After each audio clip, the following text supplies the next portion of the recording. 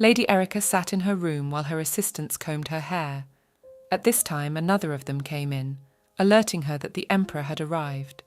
The girl bowed her head down and looked downcast on the day of her long-awaited engagement. Erica thought about what the engagement might release her, after assuring everyone that everything was in order. The girl put on her veil and continued her preparations for the soon-to-be banquet. It was raining outside when Count Beckman joined the gathering. On the death of the Gwibi, the concubine had lasted the longest and died falling out of a tower window. So, to choose a new candidate to take her place was an excuse to gather in such bad weather, not to leave the place closest to the Emperor empty for too long. Hi friends, if you like watching my videos, then be sure to subscribe to the channel, put a like, and do not forget to click on the bell. Enjoy watching! One of the best options that the Emperor personally chose was the daughter of Kor Bengenbeck, Lord of North End, Northern Border region.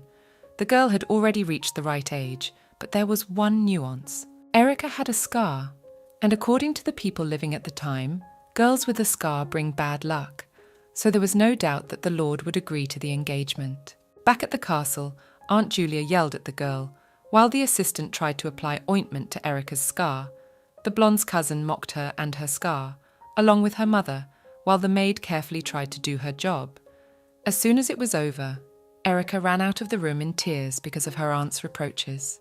Every time Julia wanted to insult the girl, she called her an ill-mannered stray cat, but in fact, all these words were addressed to Erica's mother, who was no longer alive. As a child, because of her aunt's bad attitude, the girl tried to escape from the North End, but the North is too harsh a place for a child, so she almost died, buried in a snow pit.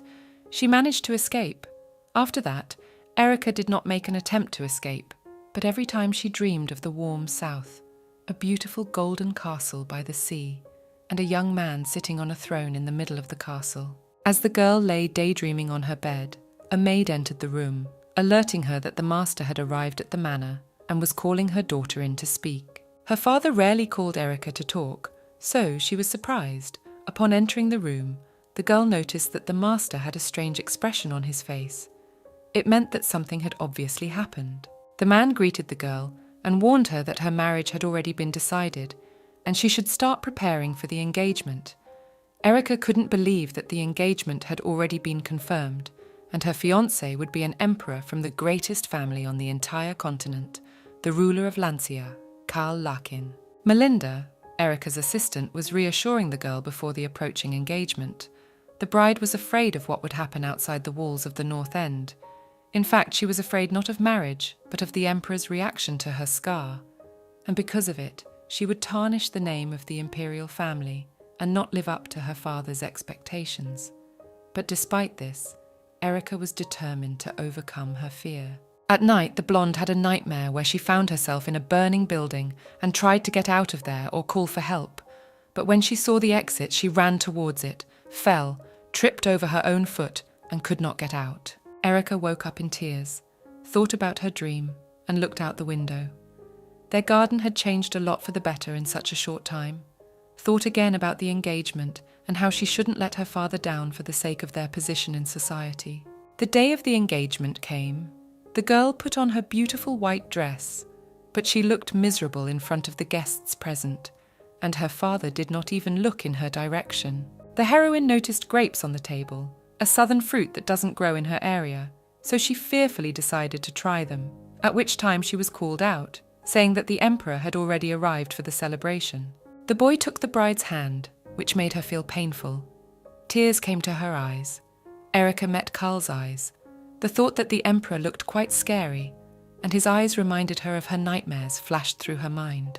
The emperor took the girl by the chin, lifted her head, and looked into eyes full of tears, asked the servants to take Erica away to her chambers because of the bride's condition. As the heroine was led away to her bedroom, Karl began to reflect on his first encounter with his Gwibi, noting that she was scared out of her wits and did not even dare to taste the grapes. Darcy and Aunt Julia were discussing what had happened to Erica when they noticed a beautiful stranger.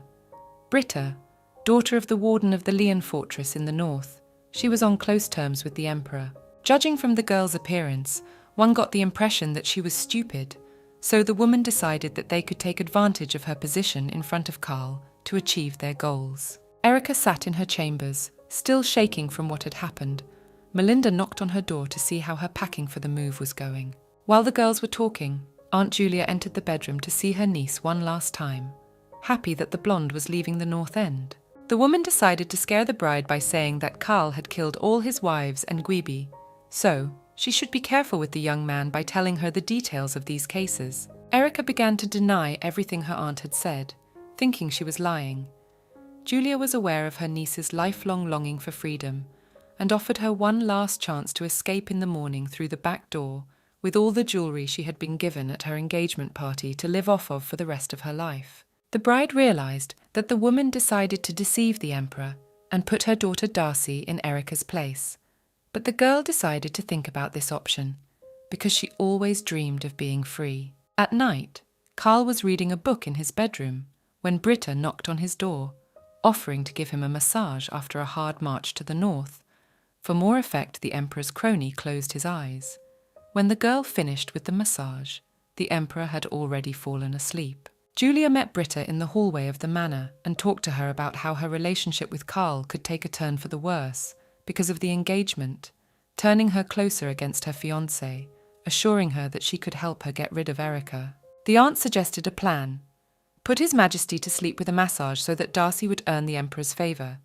Because she is quite a beautiful girl, the young man will definitely notice it, and if everything goes as it should, Britta will keep her position in front of Carl. In addition, she will receive gratitude from the bride's family. Darcy entered the emperor's room. He grabbed her hand with anger and distrust, thinking that the girl was going to kill him. The girls, with a tremor in their voices, replied that they did not allow the thought of killing His Majesty. Darcy, not knowing how to get out of it, said that she snuck up on the emperor because she fell in love with Carl. These words interested the guy. The emperor turned to Britta, saying that she had disappointed him, which made the girl fall to her knees, apologizing. His Majesty called for the guards to throw Britta into the river. She grabbed the guy's hand and tearfully begged him to give her another chance, but he paid no attention to her. Afterwards, Carl turned to Darcy, who was standing all in tears to do something that could be worse than death, to a lady of the Gwibi family. Julia came to Darcy's chambers after her conversation with Britta. Full of confidence in her plan, mother and daughter were discussing the girl's happy future with the emperor, which could be hindered by Maria's daughter Erica, and she should be the one to pay for everything her mother had done. Lahot found himself in an unknown place, turned his head and noticed his wife Mary there, who touched him, calling him by name. The man woke up in tears, again remembering the past, the war, the death of his wife, the loneliness. The Lord clenched his hand into a fist, remembering Maria's last wish, to protect her loved ones, and the innocents didn't have any of the suffering their couple had endured. Erica knocked on her father's chambers, and he let her in. The girl entered, asking why Lahoth was not at the last banquet before he left. The man replied that he had to finish the castle on the border, to prevent a repeat of the war that happened 11 years ago. The Lord inquired as to why the daughter had stopped by. The heroine thought about telling him about what had happened during the night, but decided not to start that topic, so decided to ask about her scar. The father reassured his daughter, assuring her that the emperor was aware of her scar, and their meeting was destined by fate because Carl had the same wounds as Erica. Melinda's voice came from the corridor, reminding her that it was time to depart. Her father offered to say goodbye to Aunt Julia, but the girl refused, asking only for one thing, to brutally interrogate the man at the back gate of the manor. Erica said goodbye to the Lord, and he called his assistant to fulfill his daughter's request. The girl sat in the carriage remembering Julia's words, but decided for herself that everything she does now is for her father's sake. Cascade came to the bride, responsible for the escort, brought the lady a eunuch, so that she would not get bored on the road. But Erica refused. Rudy came to her, a eunuch, quite smart, well-mannered guy. Lahota's aide came into his office, saying that the interrogated man had confessed that he had been ordered to wait at the gate of the manor, and when the girl came out of there to take her away and get rid of her, the Lord was furious. The man quickly entered the room where Julia and Darcy sat. The Lord's tear-stained niece immediately began apologizing for her mother, but he paid no attention to her, demanding only an explanation from her mother herself. The woman screamed that Erica deserved to die because of her foul witch blood. Lahoth stopped her, because she started insulting his wife Maria. But Julia argued that her death was for the best. If it hadn't happened, he wouldn't have been able to become Lord. The man became angry with his sister, threatening to send her to an island in the sea where she would spend her remaining days alone, then walked out, slamming the door. The Lord was met in the hallway by Melinda, who handed him a pouch from Erica containing coins to buy bricks for his father's residence in the new castle on the border.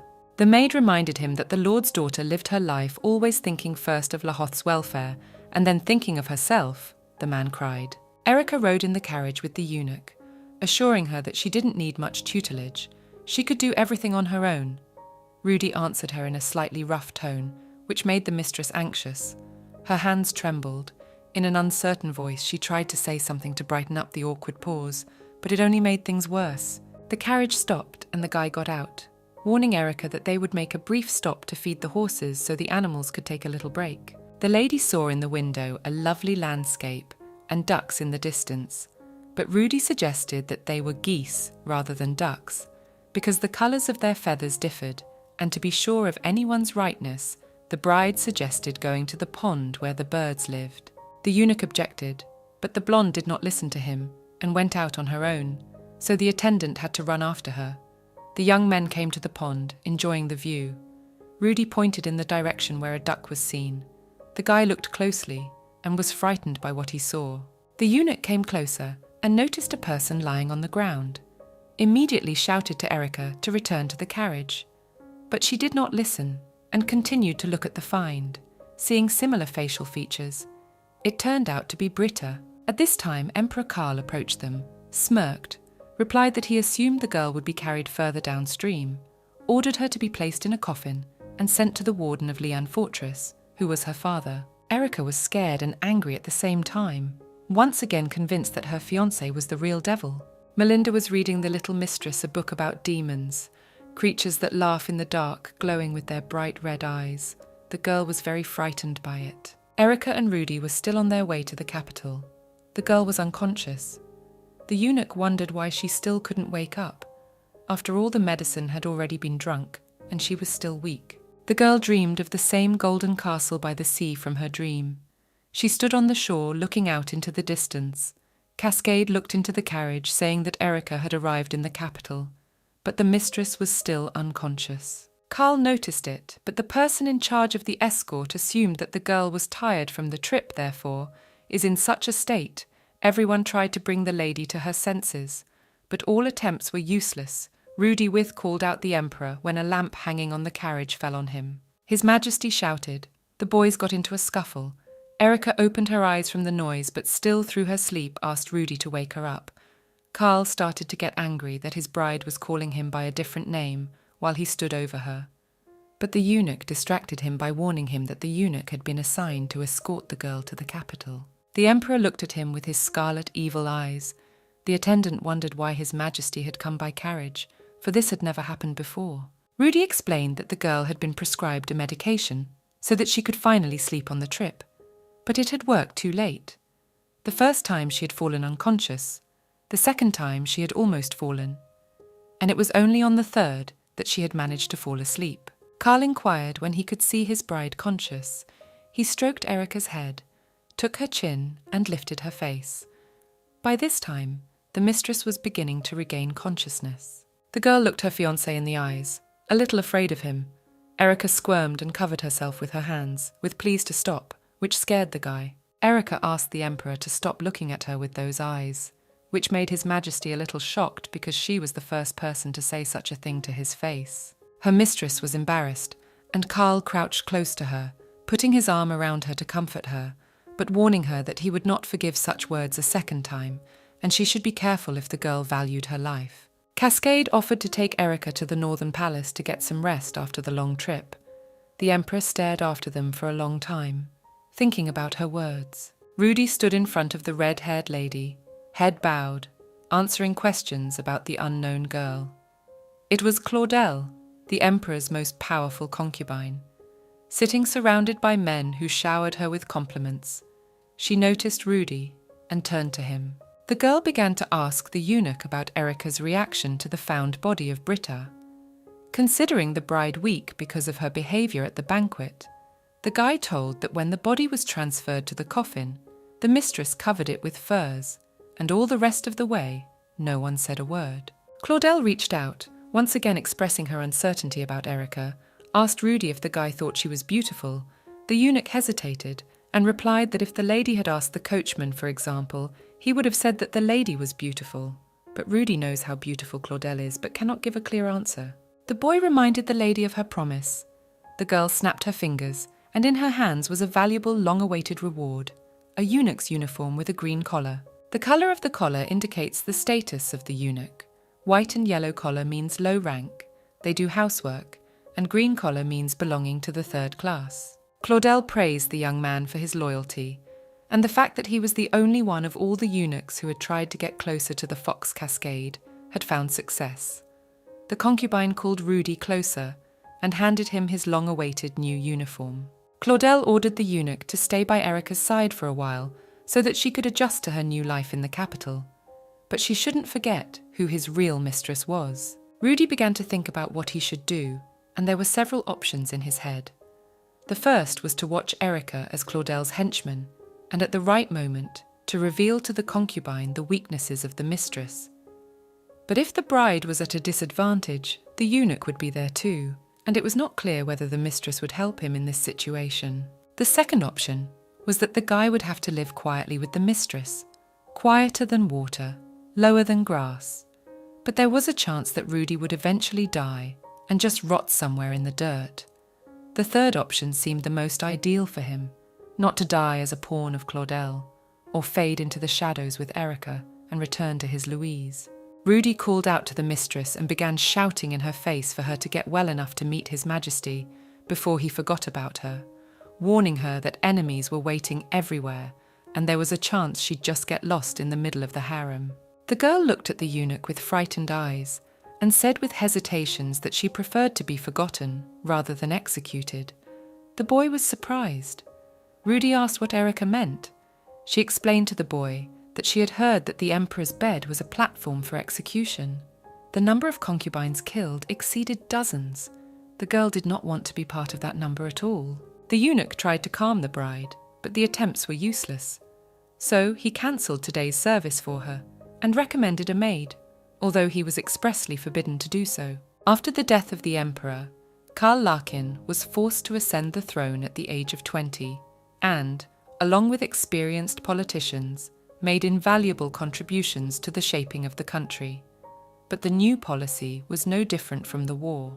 For his own sake, the young emperor turned the law into a weapon, combining the laws of the 6 kings into one new one, which made the nobility fiercely resentful. When their discontent reached its limit, Karl had to bear his sword. In the process of rebellion, the titles of the families were revoked. They became commoners. Half of the imperial palace was covered in blood. His Majesty stood in the worship hall waiting for his bride, but Cascade warned that the girl would not be able to attend today due to ill health after a long trip. Hearing this, Karl silently turned around and left the hall. In another hall were girls. With him was a goat they were petting. One of them was reciting a prayer. He looked in their direction with his baleful gaze and swung his sword to strike several of them. Erica's new maid, Liz, was getting the girl cleaned up for the first official reception in the girl's life. Rudy, hearing that it would be the mistress's first official event, wondered how she lived in the north. Erica said that before moving here, her main social circle was the servants from their estate, and with them she learned to hunt, make firewood, and other similar things. Liz and Rudy asked the mistress not to tell such things in front of the emperor, and decided that today they would teach her the simplest of things, and tomorrow they would start the girl diligently. The maid explained that the harem here consisted of 4 palaces, east, west, north, south, and the young lady should study the aristocrats of the Asur capital so that she would know who she was socializing with in the future. After much study, Erica sat down to eat dinner, and in the hallway she heard the voices of passers-by discussing the emperor's murder of the priestesses at the last service. The bride froze with consternation on her face. Erica listened to talk about what had happened at the service, where the murder of the priestesses had taken place, in all the details that were known to passers-by in the hallway. When she heard that the murdered were girls, she dropped the cutlery from her hands. The mistress remembered her father's words about knowing everything about the emperor, but began to worry about the fact that if she became one of the dead concubines, what kind of reaction the Lord of the North End would have.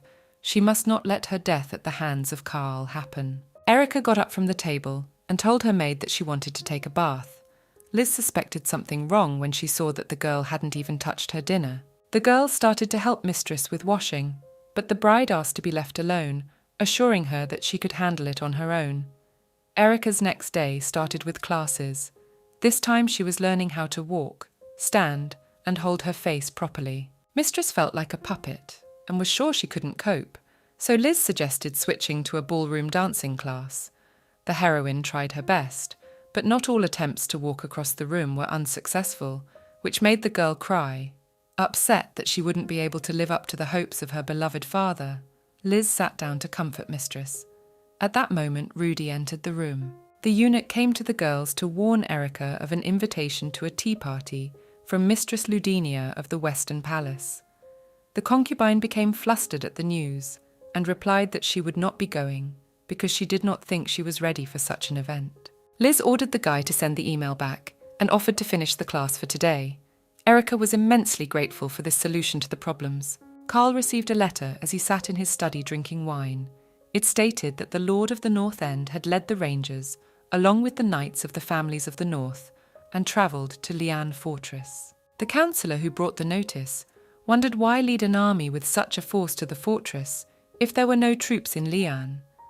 The emperor countered that it was worth being careful with Lian, and being personally convinced that there was no treaty between the outcasts, and on top of that, this situation was a good way to test the loyalty of the North.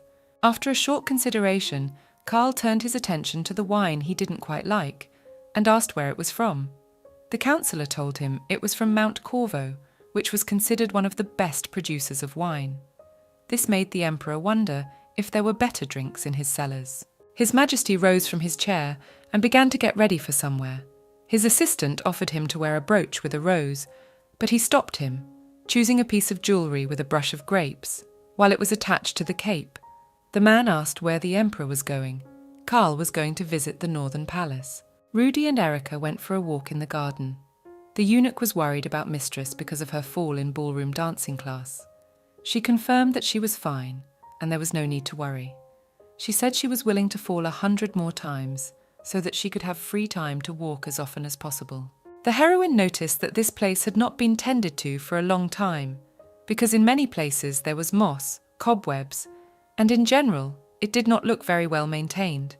The guy saw that Erica got her hands dirty in the fountain, was afraid for her, and wiped them with his handkerchief, warning her that she should not touch similar things, and he would definitely call a gardener in the next few days to tidy up everything. Mistress was clearly in a better mood, unlike Rudy, who was looking at the overgrown garden, comparing it to his hopeless future. In the thicket, the girl noticed a path that led to the unknown, and called her companion to find out what was at the end of this path. But the eunuch ignored her, so the heroine went alone. The enveloping cold, the smell of frost, and the many small paths reminded Erica of her ancestral home, full of painful memories from which she wanted to leave. The girl was full of hope that one day she would remember the snow-covered castle as a good time in her life. The mistress walked along the path further and noticed bright fruits. They turned out to be raspberries. She picked one berry to try. The taste of the berry brought Erica in full delight. The bride ate raspberries one after another, but suddenly she remembered about Rudy and his condition. It seemed to her that he was depressed, so she decided to please him by picking some berries for him. Erica picked some fruit for the eunuch and was about to leave when she heard the emperor's voice behind her, which startled her so much that she dropped everything she had picked. Liz told Karl that the mistress had gone out for a walk in the garden. This made the man a little angry, because he was well aware of the state of his possessions. His Majesty went out with his assistant Germain into the garden to find the girl and asked why his bride's room was in such a deplorable state. It turned out that the North Palace was the home of the first Empress of House Oster, and after her death, no one had taken care of the castle. Karl immediately sensed the presence of the spirit of this very owner of the North Palace. His Majesty made the decision to walk a little through the garden by himself. Each step was as unpleasant as possible for him, but as soon as he saw Erica in the crimson bushes, his heart softened a little. Erica saw the Emperor and immediately dropped all the raspberries she had picked from her hem for Rudy to greet her fiancé. Karl examined his concubine from head to toe and noticed strange stains that looked very much like blood, which frightened the young man. He grabbed the girl's hand to help her, but the lady stopped him, saying that it was just the marks from the raspberries. The Emperor grinned and reminded Erica of the incident with the grapes on the day of the banquet.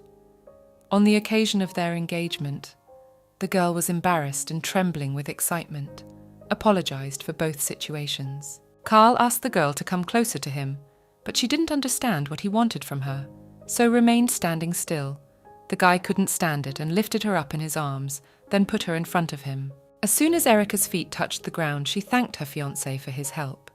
Then he asked her a question about her body. The girl panicked, thinking that the scar was visible through the transparent material of her dress, so she was confused again, not knowing what to answer. The mistress was shivering again. Tears came to her eyes. But then Karl took off his cloak and covered his bride with it, for he thought she was cold in her light dress in this weather. Karl wondered why the girl who had become his gwibby was behaving like a small child requiring supervision, but came to the conclusion that it was because she was just his hostage. Because of these thoughts, he had completely lost track of why he had come to the Northern Palace, but he remembered. The Emperor decided to inform his bride that a war is starting in the north because of Lord Lian's rebellion, and the rest of the nobles are going to oppose him.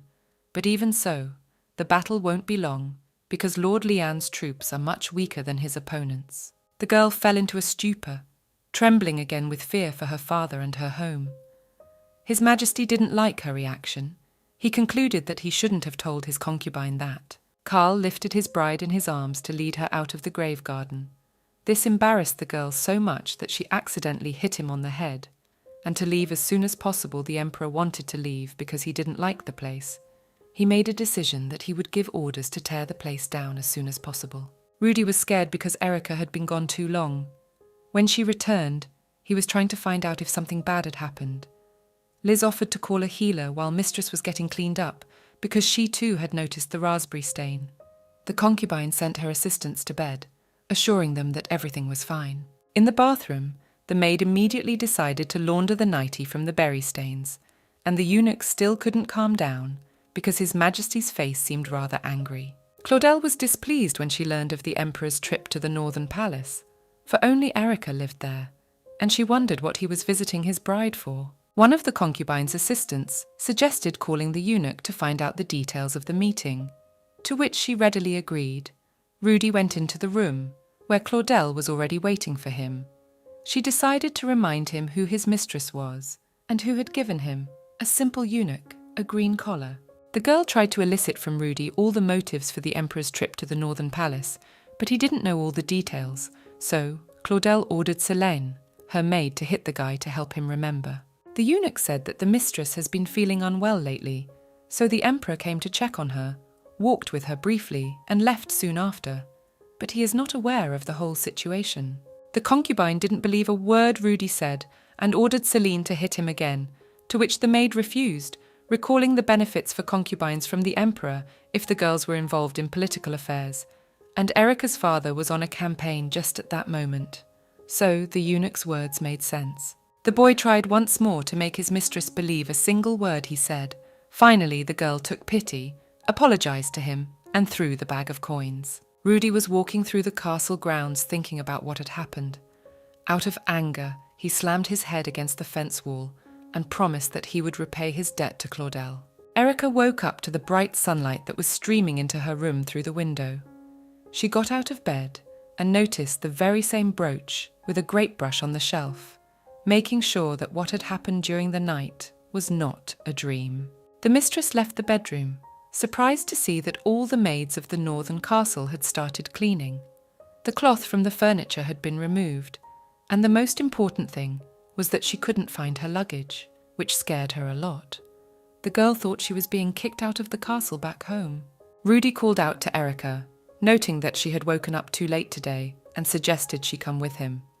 They went to the door, the eunuch pulled the knob, and the door to the luxurious bedroom opened in front of them.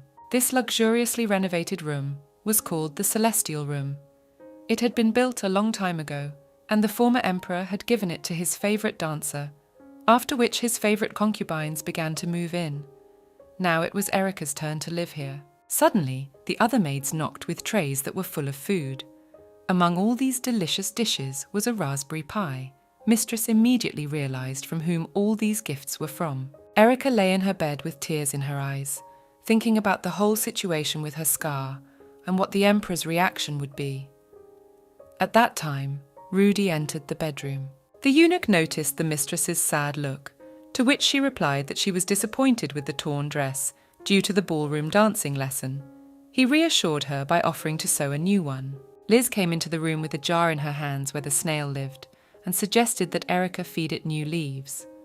When the snail ran out of greens, the mistress added more to the insect and wondered if she could call this place her home. After all, she liked it here and there were people who helped the girl. Erica had never agreed to accept help from Liz, but this time she asked the maid to help her with her water treatments.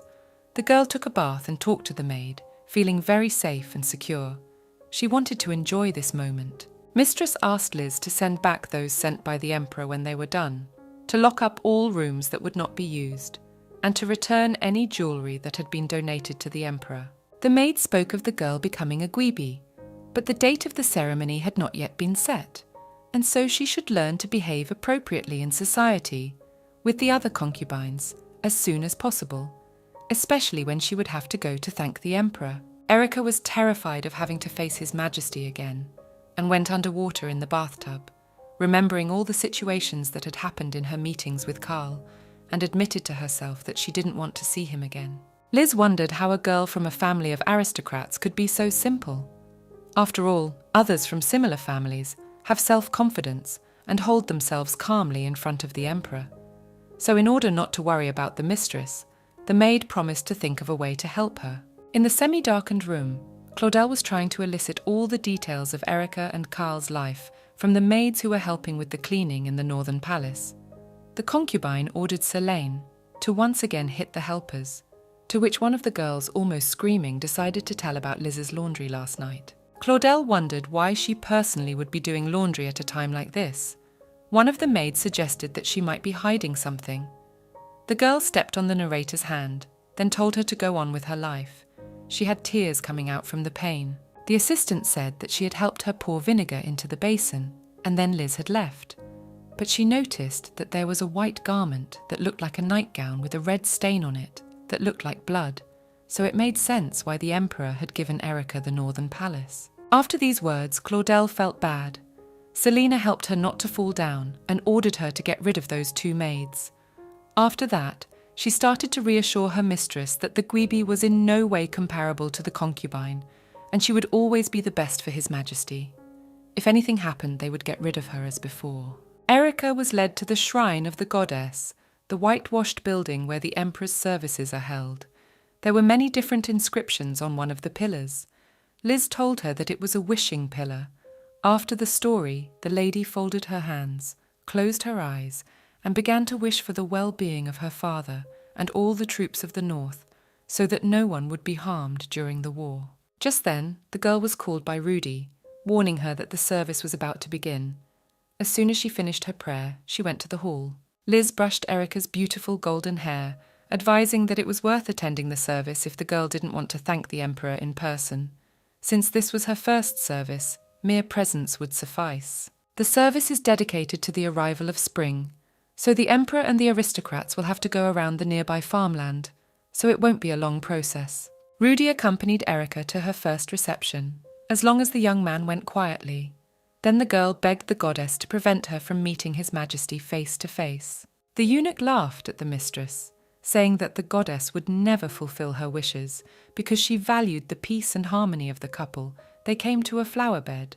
The sight of it delighted the girl, and she plucked one of the flowers. Rudy called it the lucky flower and offered to give it to the emperor, to which the girl objected, replying that she would keep it for herself. Karl was sitting in his office dealing with some papers when one of his aides came in. He brought news that there are suspicions that the lords and aristocrats of Wix have built a secret gambling house in the basement of the castle, and it was revealed because Wix's mine is empty. There is nothing to extract from there, but the lord fills it with gold coins. The emperor ordered to do nothing about this gambling house, but just keep watching. If the gold started to move, to report immediately. His Majesty noted that there were bigger problems, such as the epidemic in the Calaco area, at which time another aide came in with a list of participants in the ceremony. Cascade and the second servant decided to read the list.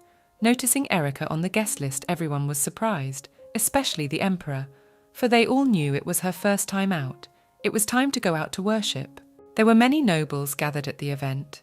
The mistress was surprised and remarked that Liz was right when she said that she didn't stand out at all among the other aristocrats in her outfit and didn't want to engage in dialogue with the stranger at all.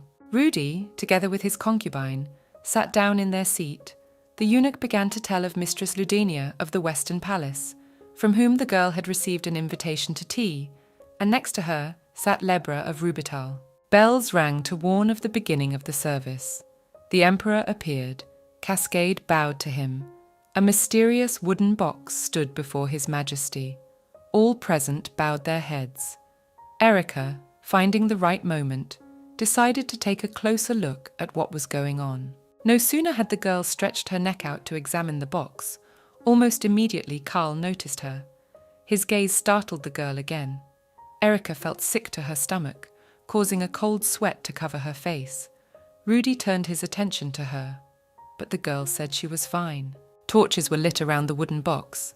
Cascade presented this year's harvest on a small cushion. A prayer ceremony began.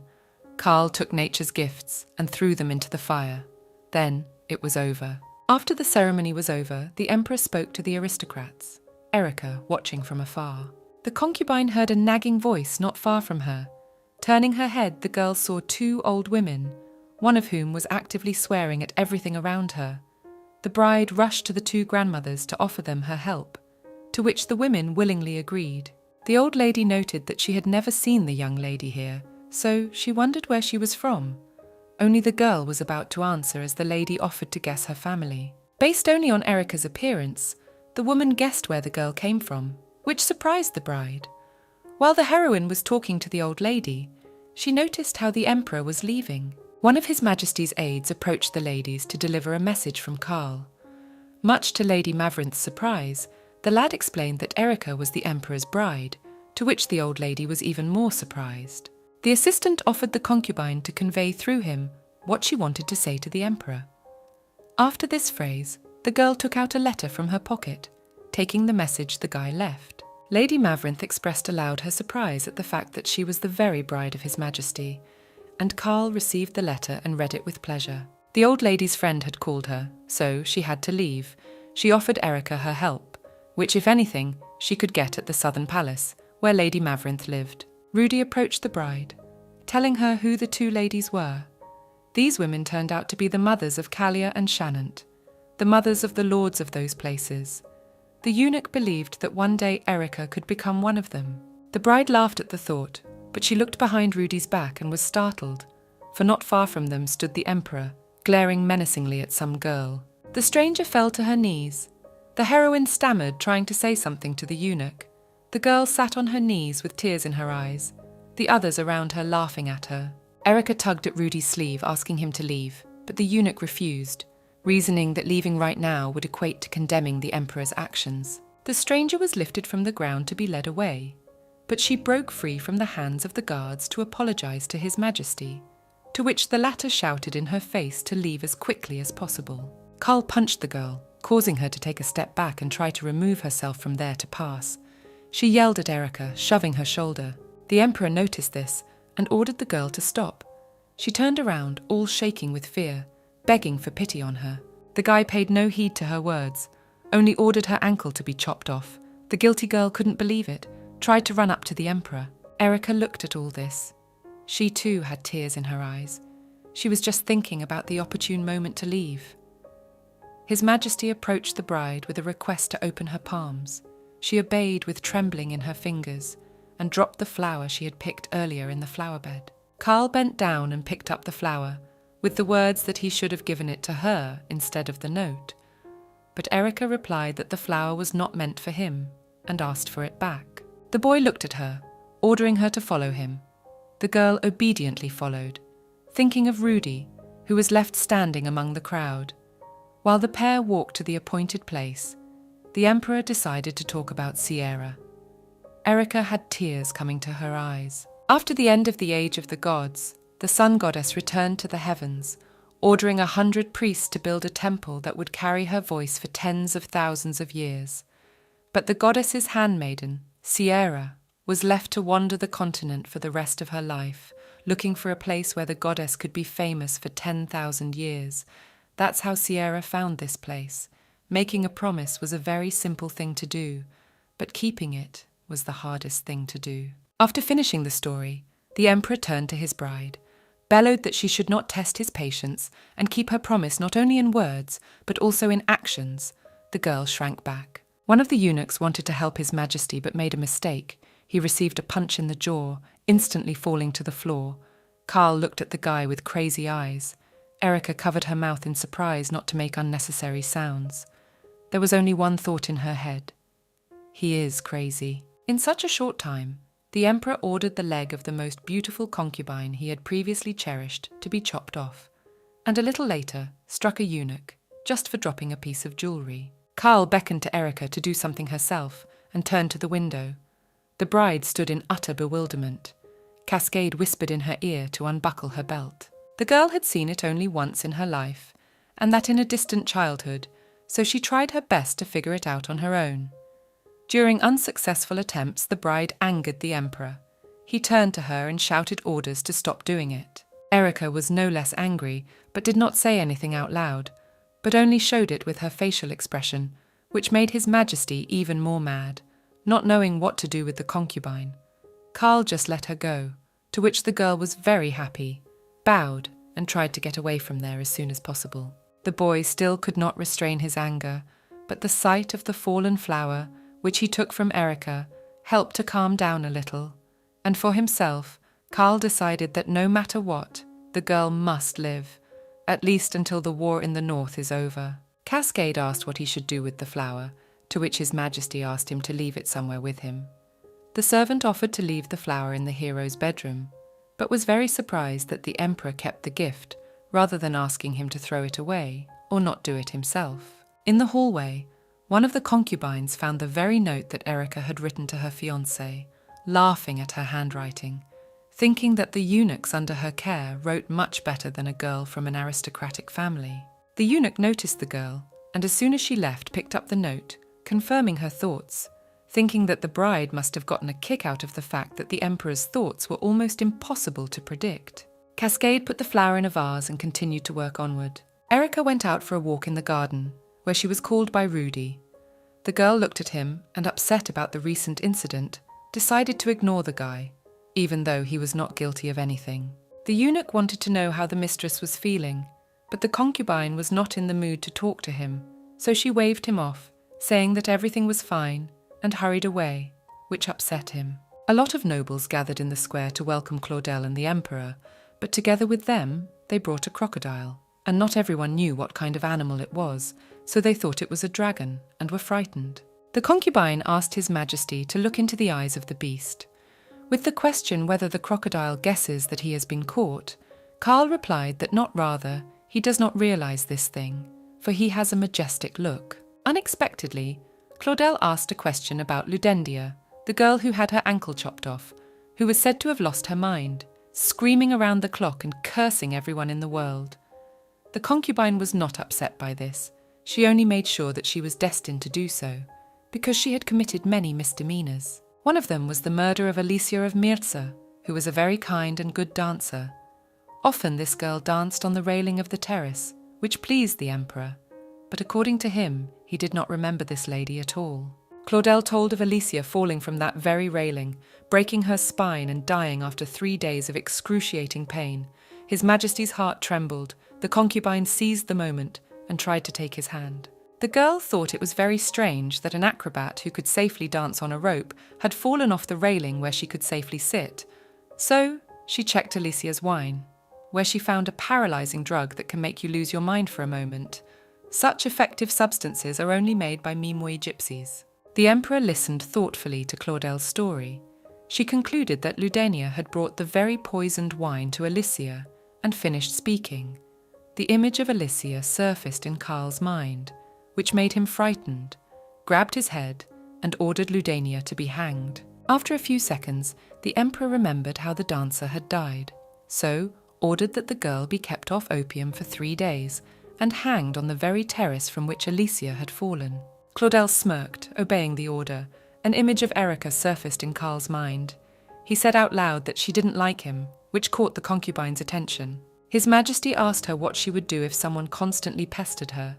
Claudel only asked who dared pester the emperor, after which she summoned Celine, ordering her to send Ludenia to the filthiest cell, without food or medicine, but not to let her die, to keep her alive for 3 days. Celine bowed to her mistress and removed herself to carry out the order.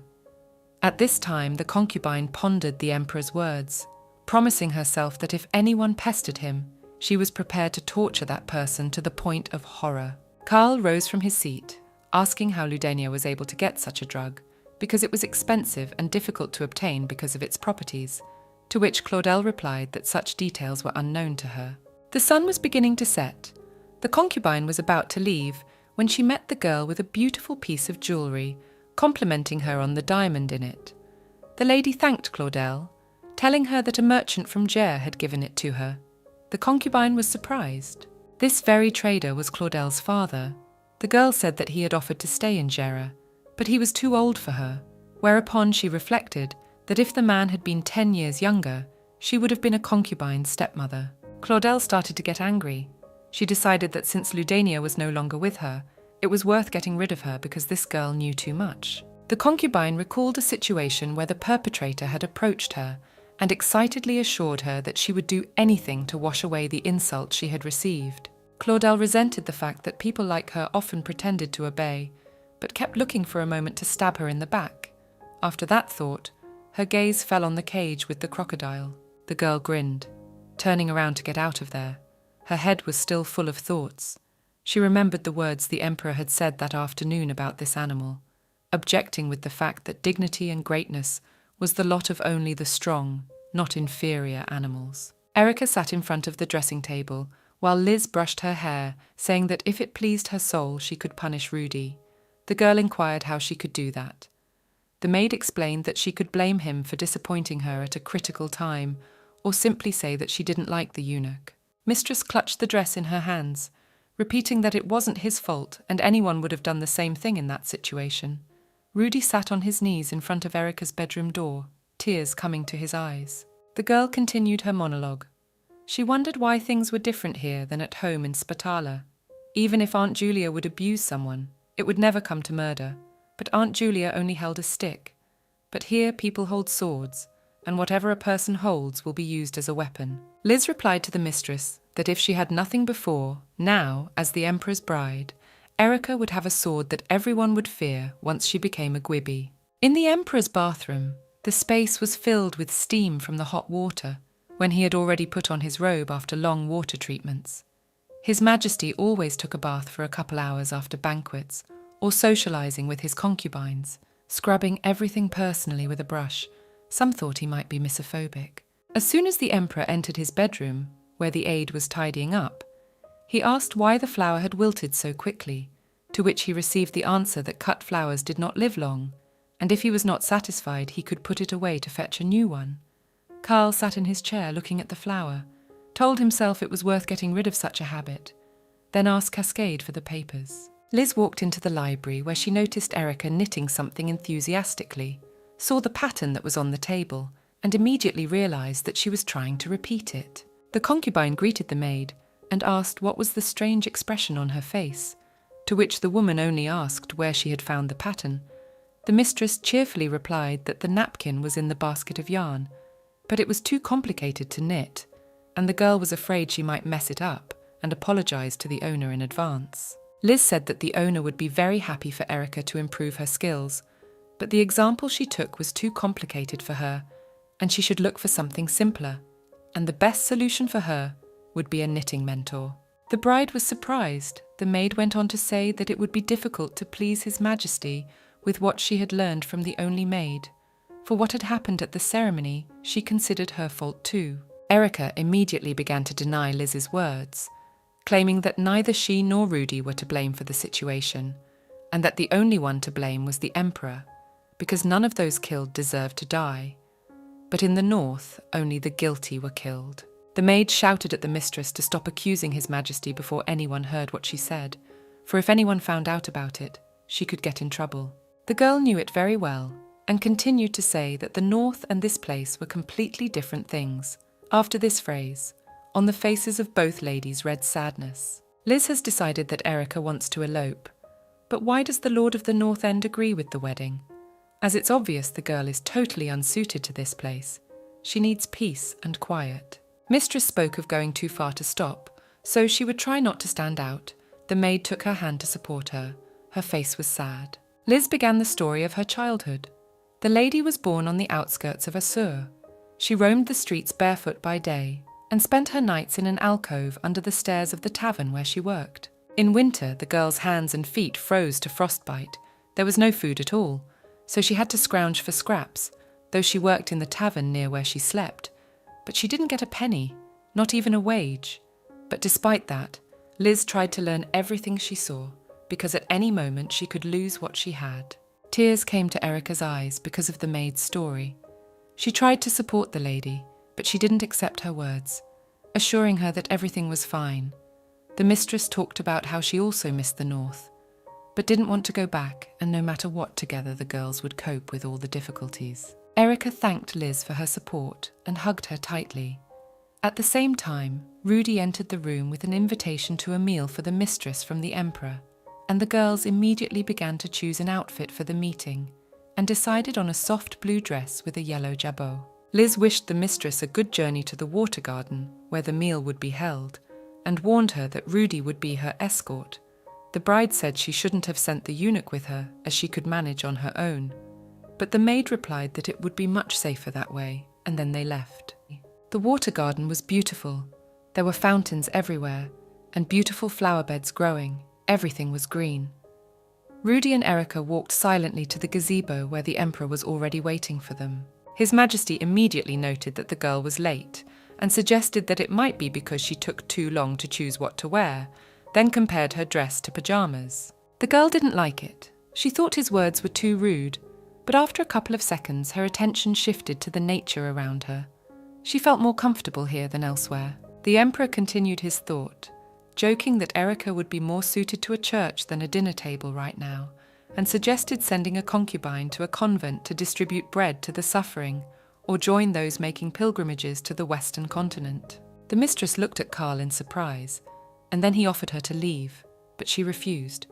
The Emperor started practically reprimanding the concubine for having no idea what the real world was like, full of poor people and criminals. The guy stopped his monologue by saying that it was funny to watch the girl shaking with fear, but if she died, it would be problematic. After these words, he snapped his fingers and their lunch was brought to the table. Erica calmed down, for she had thought the Emperor would be very angry about their last meeting, but not a word was said about that day. The pair wished each other a pleasant appetite, after which they began their meal. But then Carl asked if it was all worth staying. Erica was embarrassed but agreed. The Emperor smirked and confirmed his own words that life anywhere would be better than the North End. But the girl objected, replying that it was fine there too. The pair were served fish as they continued to speculate about life in the north. His Majesty thought it was a terribly lonely and cold place, but the colder it got there, the more beautiful the scenery looked, especially in winter, when even the clouds froze and ice flakes fell from the sky, covering everything like fog. The lady was encouraged by this conversation. She agreed with everything the groom said, and both of them were silent, eating fish in silence. But the guy was a little confused, so he asked why the girl was silent. Erica continued her companion's thought. Occasionally other things can be seen in the fog, such as the road of light, as the northerners call it. They say it is a bridge to the distant sky, which lies between the two worlds, human and dragon worlds. But Karl was not impressed by this story. He considered it a delusion of travellers frozen on a snowy mountain. The bride took offence, saying that it was no delusion. She had personally seen it, but she couldn't remember the details. The only thing that stuck in her memory was the silence around her and the glow of the world. Everything resembled a dream. The emperor got angry, asking him to stop lying to him. Erika started to get worked up as well, rising above the table and telling him that she had seen the apparition, though it was a long time ago, and she couldn't remember much of it. His Majesty called the concubine stupid, then said the phrase, "He who lies can steal, he who steals can kill, and a murderer can sell his country." He never forgives such people. The bride thought of Karl, comparing that phrase to him and his actions, for he kills so easily as if it meant nothing. The couple continued their meal in silence, but after a couple of minutes the emperor turned around, started to drink the wine and spilled some of it, after which a eunuch ran up to him to see what was wrong. Without saying a word, His Majesty took the servant's hand, put it on the table, and stabbed the knife into his palm, after which he only said, "Useless hands," complained about the bone he found in the fish, and wiped his lips with a napkin. Erika watched with horror on her face. The eunuch screamed in pain. The mistress rose from the table, looked angrily at her fiancé, and walked over to the wounded lad, who had already started crying, to try and help him. Rudy watched from afar. The girl looked at the eunuch, with the thought that he might run away again right now. But instead he walked over to the table. The mistress ordered the boy to be taken away to the healer. Rudy sighed, took the eunuch under his arms, and led him away. The bride was left alone with the emperor, tension hanging between them. Karl praised the girl for her good work, but she said nothing in reply. Instead, she silently began to walk away from the dinner table. The emperor stood watching Erika, who was running the blade of the knife across her palm. The concubine crouched on her knees, swung the knife, and fell on her stomach. The girl came to herself, but did not open her eyes.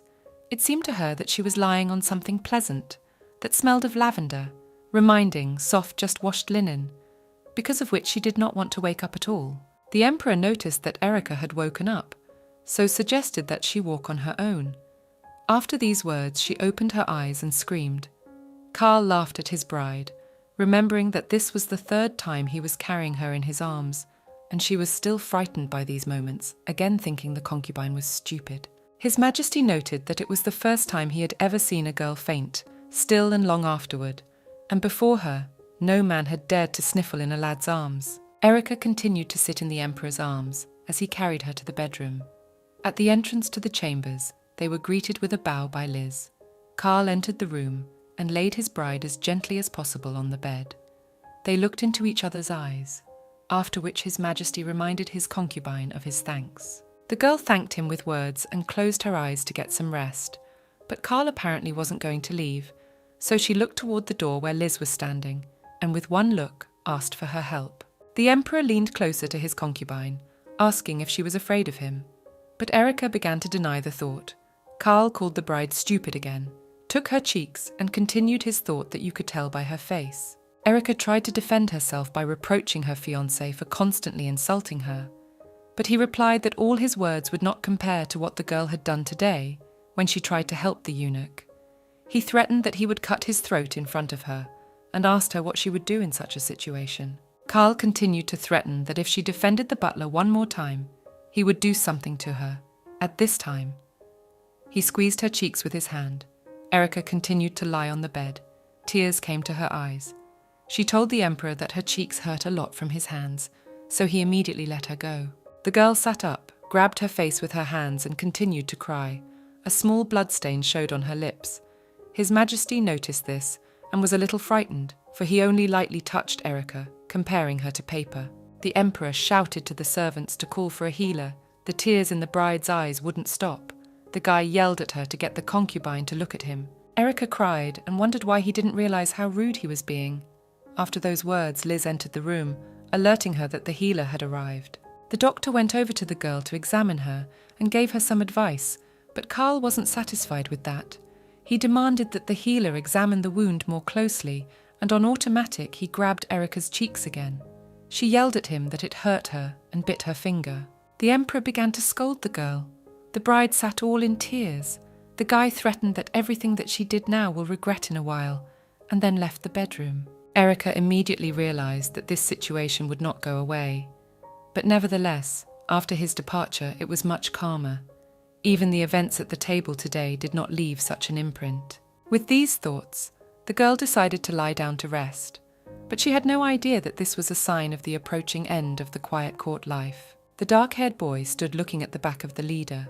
There was a horse stomping and the sound of a bugle. The leader of the troops shouted that it was time to fight. The young man stood covered in blood.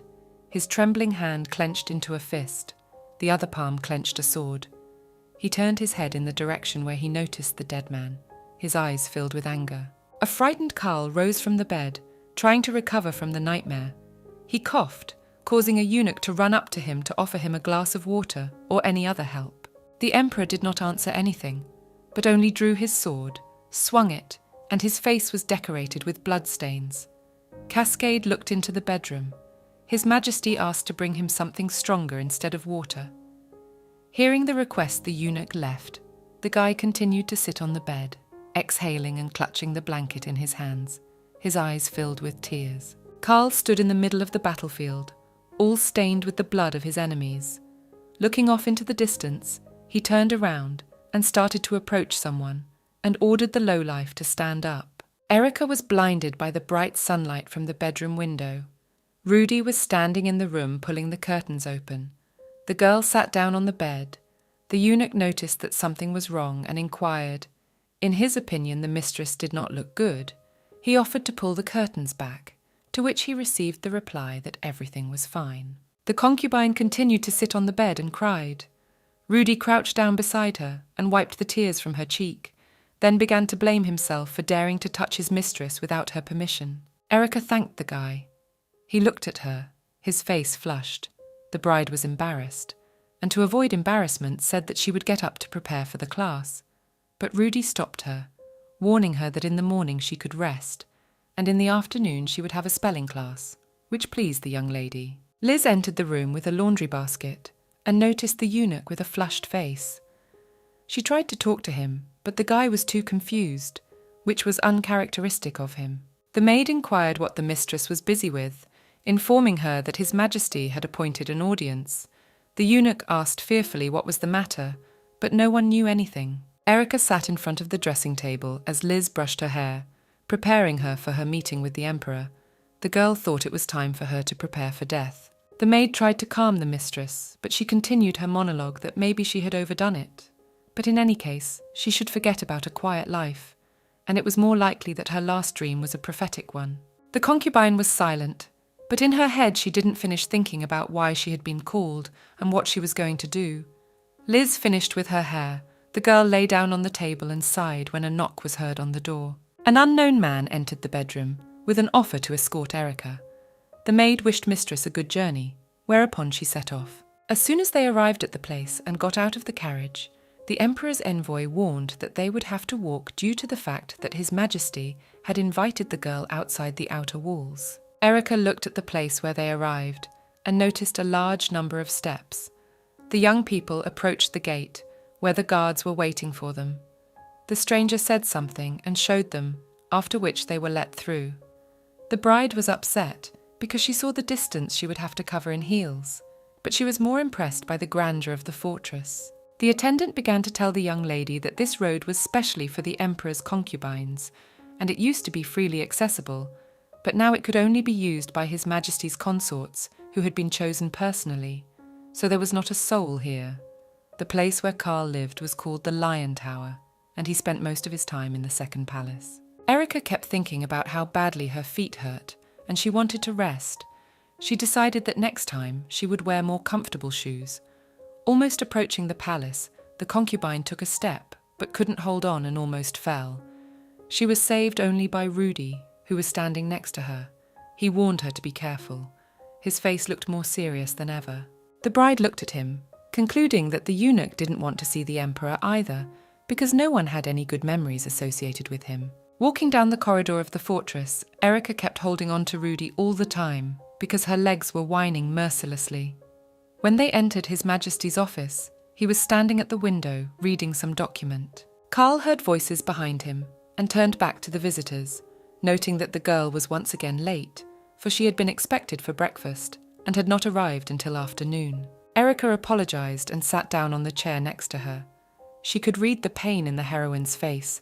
Most of all, at that moment, she wanted to take off her shoes, which she did, but the shoe flew right under the emperor's feet. He noticed her and looked at the bride with a surprised look. The concubine became agitated. Carl noticed the size of the shoe.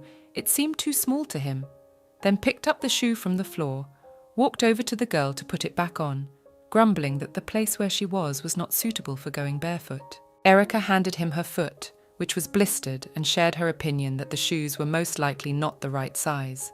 The emperor reprimanded her for not stopping once to take a break or choose a different shoe initially, turned to Rudy and shouted at him to get a healer. All the while, the eunuch was running for help. His Majesty was sitting and carefully holding the bride's leg, but out of the blue he began to scold her for bringing herself to such a state. Sergio, one of the best healers in the palace, entered the room. He was the only one available right now, because the others were busy working on a cure for the plague. The healer began to question the emperor on various topics. After a couple minutes of dialogue, the emperor turned his attention to the blisters of the seated girl. Sergio told Erica how to heal her foot, emphasizing on wearing the right shoes. The concubine thanked the old man and noticed his appraising gaze, as if he knew of Liz's words about impeccable manners and did her best to show it. Carl hurried Sergio to finish and bring the medicine. Rudy entered the room with breakfast and a new pair of shoes for the mistress. The girl thanked him and started eating. The emperor got angry and yelled at the eunuch to leave. Erica stood up for the assistant, but that didn't soften His Majesty. He still wanted the butler out, and as soon as Rudy was out, Carl moved on to the subject of their meeting. He placed in front of the girl a stack of documents that spoke of a deadly epidemic that had hit the empire. The concubine continued to read, tears coming to her eyes again. Erica asked what the emperor was doing in this situation, and he replied that he was reviewing the urgent documents that came in daily. The large stack of papers that stood beside him was only a fraction of what had been sent to him at dawn today. After these explanations, His Majesty ordered the bride to continue with the plague document. She said aloud what she saw on the paper, and in her mind, she was thinking that these documents did not fit the image of a great empire. The lower Erin River, where the plague began, is swarming with homeless and orphan people who scavenge through garbage in search of food, and although slavery has been officially abolished, it still exists. People are still kidnapped from the islands and put up for auction. They are kept in terrible conditions, and few reach their destination. Most die in huge cages because of the crush, hunger and disease, and those who survive are sold at auction. After reading the slave clause, Carl told Erica to stop and put the papers away. But she didn't want to give them up, causing the young man to have to take the documents almost by force. The emperor began to ponder aloud why the plague first affects the lower classes, and came to the conclusion that it was because they were dirty, comparing them to the garbage in the streets. The girl sat across from him, listening to all of His Majesty's thoughts. But then, Erica's face began to change. It became more angry. The guy noticed this and smirked, put the book plants of the central regions in front of his concubine, and made her read aloud until he told her to stop. A week later, the concubine was in her chambers, obviously waiting for something. A knock was heard at the door. A messenger from the emperor entered the bedroom with the words that His Majesty wished to see her. He noticed that the lady had prepared in advance and was already waiting for him. The man's name is Pyu, and he has been telling Erica for a week now that the emperor has been summoning her to him. And when he comes, he calls the girl His Majesty's poetess or nightingale. He says this in jest since the bride started rewriting documents and reading them aloud. Such eunuch behavior is against the rules, but Pooh is the youngest and the easiest to get along with, and is up to date on all the latest news. Once again, when the lady visited the emperor's castle with her aide, he told her that Carl breeds eels and crocodiles, and sometimes gives convicts to feed these animals. Erica was angered by this fact, but the eunuch didn't show any sign of it. but only smiled and spoke of how His Majesty hated many things, such as having something stuck in his throat. The concubine recounted the incident of the fishbone at the meal, which made Pyu cringe, assuming that this butler should have been executed after such a mistake, and if not, then this man should dedicate his entire life to serving for the emperor's benefit. Erica wondered how the subjects could truly revere such a cruel ruler, and the eunuch continued to praise His Majesty, saying that without wars, the peasants could eat well because of the law that had real power. Also, an academy for commoners was organized, so people called their time the Golden Age. Guy invited Erica to come in, but she stopped when she saw several butlers mocking the boy. The bride rushed towards the men, yelling for them to stop, but Pooh stopped her, telling her not to interfere with the eunuchs, but the girl didn't listen to him. The concubine broke out of the butler's grip and ran to the assistants to stop them and stood right in front of the boy, blocking him. One of the eunuchs grinned and replied that he was only teaching the rude butler a lesson, to which Erica said that flogging was not a lesson. The man tried to object, but suddenly the bride remembered Liz's words. The girl believed in herself and started talking about how she was the daughter of the Lord of the North End, who protects the empire, and now she is the bride of the emperor who rules it, so it is her duty to protect her subjects. Finishing her speech, the lady gave her hand to the boy and led him away, humiliating the other eunuchs by saying that sooner or later the young lady would regret her action. Erica took the boy to safety, asked if he was all right, and looked into his eyes full of pain. To the concubine, this child reminded the children of the slums. They were as thin as he was, but the expression on his face was nothing like them. Pyu approached them and called a boy named Hadin. The girl was surprised that the eunuch knew this boy. He approached him, wiped his face with a handkerchief, and said that he was the new eunuch. Hayden began to lick his wounds. Pyu tried to stop him from doing so. He asked him to thank the lady and return to his room. Erica stood aside, and after the elder eunuch's words offered the boy to go with her, explaining that she needed a butler. The young man warned the girl that Hayden had not yet been taught anything, but she paid no attention to the words, asked Rudy to take him to the healer.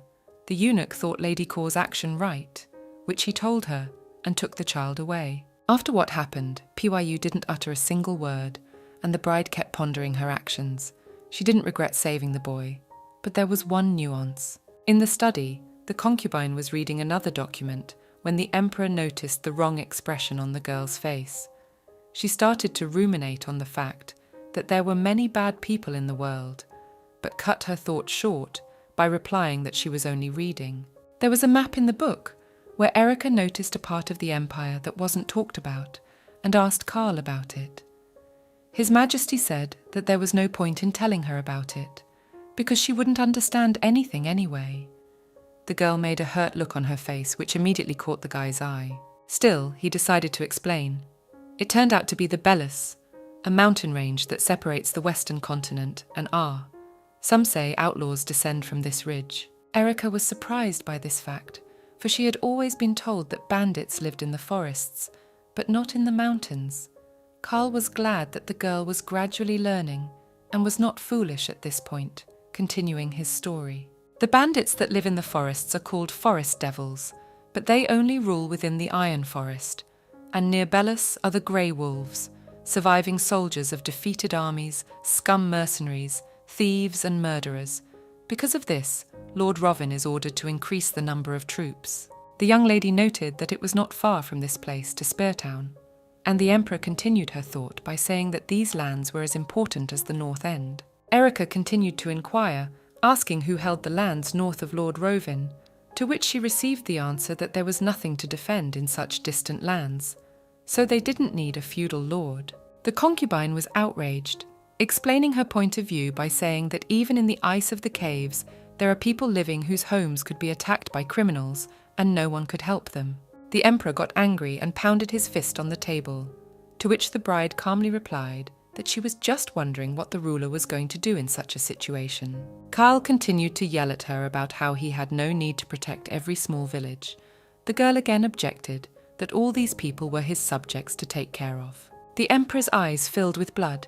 He kicked the girl out of the office, accusing her of disrespect and ignorance. As soon as she left, her last phrases began to roll around in his head. Erica was sitting on the windowsill, busily writing, when Liz came to her with a plate of manzanella. The maid inquired what the mistress was so enthusiastically writing down. The joyful girl showed her the very book that Carl had been so diligently forcing her to read. After that quarrel, His Majesty did not seek out meetings with Erica. At first she was glad, but it quickly bored her. So she dug through the entire office looking for a new activity. The concubine was interested in how healers came up with new potions. She had been reading up on the subject. A maid came over to her and placed a blank sheet on the book. The mistress was pleased that she had found another way to learn how to write, and Liz replied that it was the easiest thing she could do to achieve her goal. But shortcuts were not something to be proud of. At the beginning of her life in the castle, the maid seemed closed and cold, but later she became affectionate. After this thought, the bride thought of her father. She wanted him to know that his daughter had learned to write well. The woman suggested she write a letter and send it through the Imperial Department of External Affairs. If the content of the letter was suitable, Erica was even more enthusiastic after such a suggestion and immediately started writing. But Liz was distracted when she heard some noises outside the door, deciding that Hayden had misbehaved again. Mistress decided to go along with the maid. In the hallway, the girls met Rudy, who warned that Hayden couldn't wear the uniform yet, due to the fact that he hadn't had surgery yet, and there had never been any cases of a non-graduated child joining the service. In the opinion of many, an uncircumcised eunuch of any age in service could be a problem, especially this boy, because he was half gypsy, and they are quite difficult to raise. The boy was found playing in the kitchen. Rudy immediately began to swear at him not to do it again, but Erica stood up for the child. The older eunuch held the boy by his clothes, and as soon as he let go, Hayden immediately ran into the arms of his concubine. Rudy thought it was wrong that the bride was spoiling the future butler, and that he should not be pitied because he had been abandoned by his parents. When the boy heard this phrase, he shouted at the top of his voice that he should not be pitied and almost hit the elder eunuch. Rudy shouted back at him, but the scuffle was stopped by Erica taking the experienced butler by the arm. He thought the mistress was too kind to raise such a child. The man snapped his fingers, and a bucket full of fish with sharp fins and a terrible odour was placed in front of him.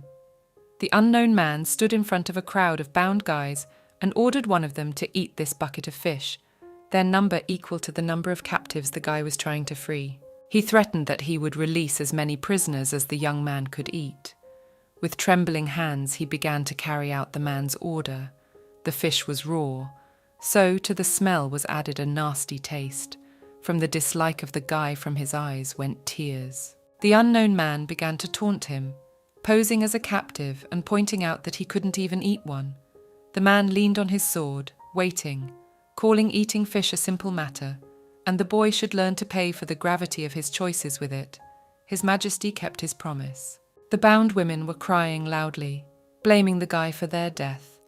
It turned out that they were pregnant, and after the birth of the children were going to name them after the dead knights and members of the royal family, nurturing hatred for the imperial family and the desire for revenge. The healer walked over to Carl and took him under the arm to take the exhausted lad to the infirmary.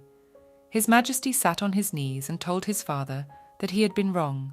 Only after the deaths of these men could he live in peace. The Emperor woke up from his nightmare, trying to catch his breath. He could smell blood again, and the vile sensation of fish in his mouth. The eunuch who served in Carl's chambers was ill, so he was replaced by Pyu. He offered His Majesty water, but he refused, asking for something stronger. The boy walked out of the bedroom, exhaled, and was beginning to think about what to bring for a drink, when a yawning man appeared in the hallway, suggesting that the young butler had once again failed to turn down night duty, later sending him off to run an errand as soon as possible. Pooh thought the Emperor should bring alcohol, but the experienced eunuch warned that it was a foolish idea, and His Majesty would not drink alone, and reminded him why the ruler needed concubines, suggesting someone from the northern palace. When His Majesty suffered from nightmares, all concubines who entered his chambers would die. This is known only to those who are in the harem for a long time, and to the concubines themselves, and the secret is guarded most carefully for their own safety. The concubines who are aware of what is going on are locked in their chambers for the night, and the choice falls on girls who are unaware of the circumstances. But there are also cases when the eunuchs harbour a grudge against one of the ladies. Rudy looked downcast and wondered if something had happened that night. Erica was going to a meeting with the emperor, calmed him down by suggesting the eunuch go to bed. The butler did not agree, but decided to go with her. Pooh, Erica and Rudy were walking through the garden to the carriage in which they were to go to the emperor's residence, when they heard a rustling in the bushes. A few seconds later, something came out of there. The young men cried out in fear, and it was only Hayden who asked the mistress not to leave. The concubine looked at the child with kindness, asking why he was still not in bed, to which he looked at her with sad eyes and guiltily replied that he had only noticed Pyu leaving, again asking Erica to stay. The mistress smiled back. She said she couldn't stay because it was the emperor's order. Hearing this, Hadine put something in her pocket. The girl was surprised. The boy laughed. Rudy was afraid for his concubine, and Pugh began to hurry the young men, for they were already delayed. When the eunuchs along with the mistress arrived at the castle, there was some commotion that made the girl nervous. On the floor she noticed a cloth with bloodstains. The men picked it up and carried it away. Erica's body was covered with trembling. The bride wanted to find out what happened. One of the guards apologized to the young lady for what had happened, wished her to be more careful and left with everyone else. Rudy was starting to get nervous. An old eunuch with a wide smile on his face appeared in the corridor and warned that His Majesty was already expecting the girl at his place. Erica thought that he might be involved in what was going on, but didn't give any sign. The concubine would have been about to leave, but Rudy took her by the dress, stopped her, looked into her eyes and asked her to keep herself safe. Cascade smirked, assuring her that those words were unnecessary. It was just a meeting. No one was going to kill the young lady. The mistress walked along the corridor with the eunuch to the appointed place. The girl did not like the atmosphere of this trip at all. She had a premonition that something was wrong. Erica was given a tray with a glass of wine and told to enter the room. Tears were visible on her face. The door opened. The room was pitch black. Only the table with a candlestick was visible. It seemed to the bride that there was no one in the bedroom. As soon as she placed the tray on the table, a black shadow appeared. The concubine screamed in fear. The emperor came out of the darkness asking what she was doing in his chambers. His Majesty stood in his robe all wet, as if he had just finished taking a bath. It embarrassed the bride. She looked away. Erica replied that he had called her. The guy was surprised. The concubine wanted to get out of here as soon as possible, so assumed she had come by mistake, so she should leave. As soon as she took a step over the threshold, Karl came out behind her. The emperor asked once more why she was leaving now that she had come, but she repeated that she had made a mistake, so intended to return to her room. Erica took another step towards the exit, but before she could leave, Karl grabbed her by her cloak and led her back into the room. The chambers were already filled with moonlight. The emperor took the bottle of alcohol and filled another glass, inviting the girl to sit down. The bride hesitated for a long time, choosing between the chair that stood near the bed, which could make Karl angry, and the bed where her fiancé sat. She suddenly remembered the gift from Hadine and slipped her hand into her pocket to see what he had put in it. It was something small and wet. The girl sighed and sat down next to His Majesty because he was starting to get turned on. Erica watched as the groom filled another glass with alcohol. She sniffed and smelled blood. In addition to the foul odour of alcohol, Karl's gaze began to soften, but the sense of danger did not diminish. Erica saw the sword that lay not far from them. The bride asked why there was a smell of blood in the room. The emperor asked her to sit down, which she did, leaving a distance between them. His Majesty thought that the concubine was mocking him. He grabbed her hand and pulled her closer to him, but he did not calculate the force, because of which it hit his chest. Karl was starting to get angry. His mind was spinning about how to properly understand women. He laid back on the bed. The girl's hand continued to rest on his chest. The emperor wondered if she was going to push him away, if he pressed her against him, and if she would object. Erica remembered Aunt Julia's words about comparing her to a stray cat, who could hold herself more nobly than she could. The emperor was holding his forehead. Alcohol had hit his head.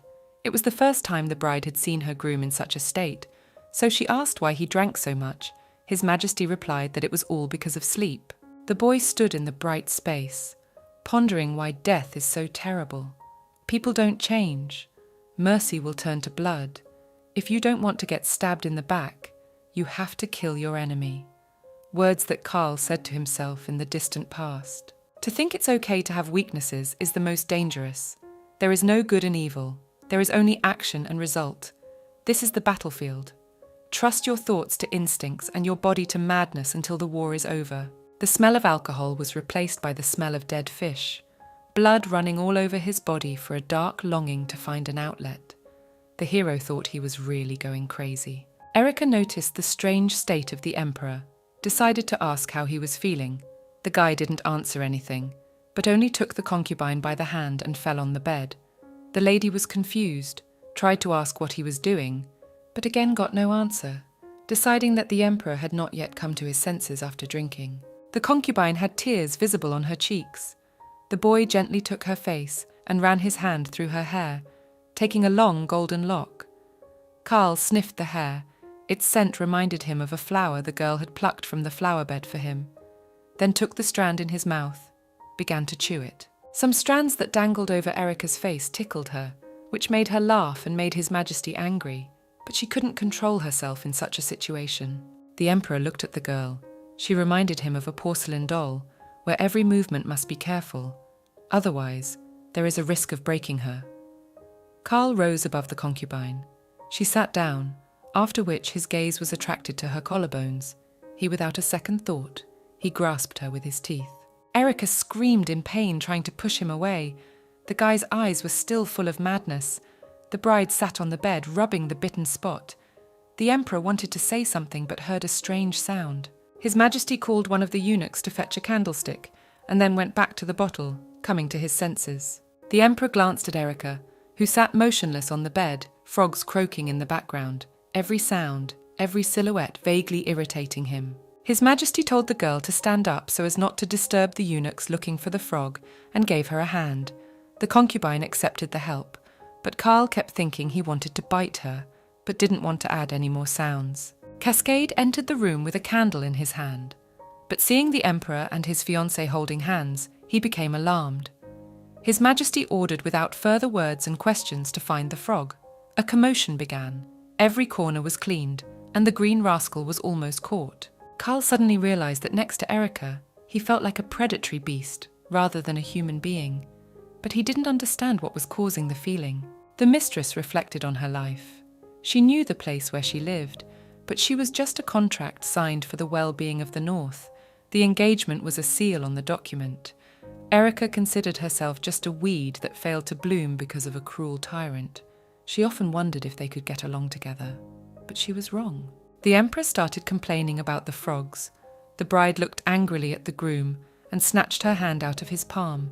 Carl was just as angry at her behavior, so he warned the concubine that she should not touch him unless she wanted to be thrown off the balcony.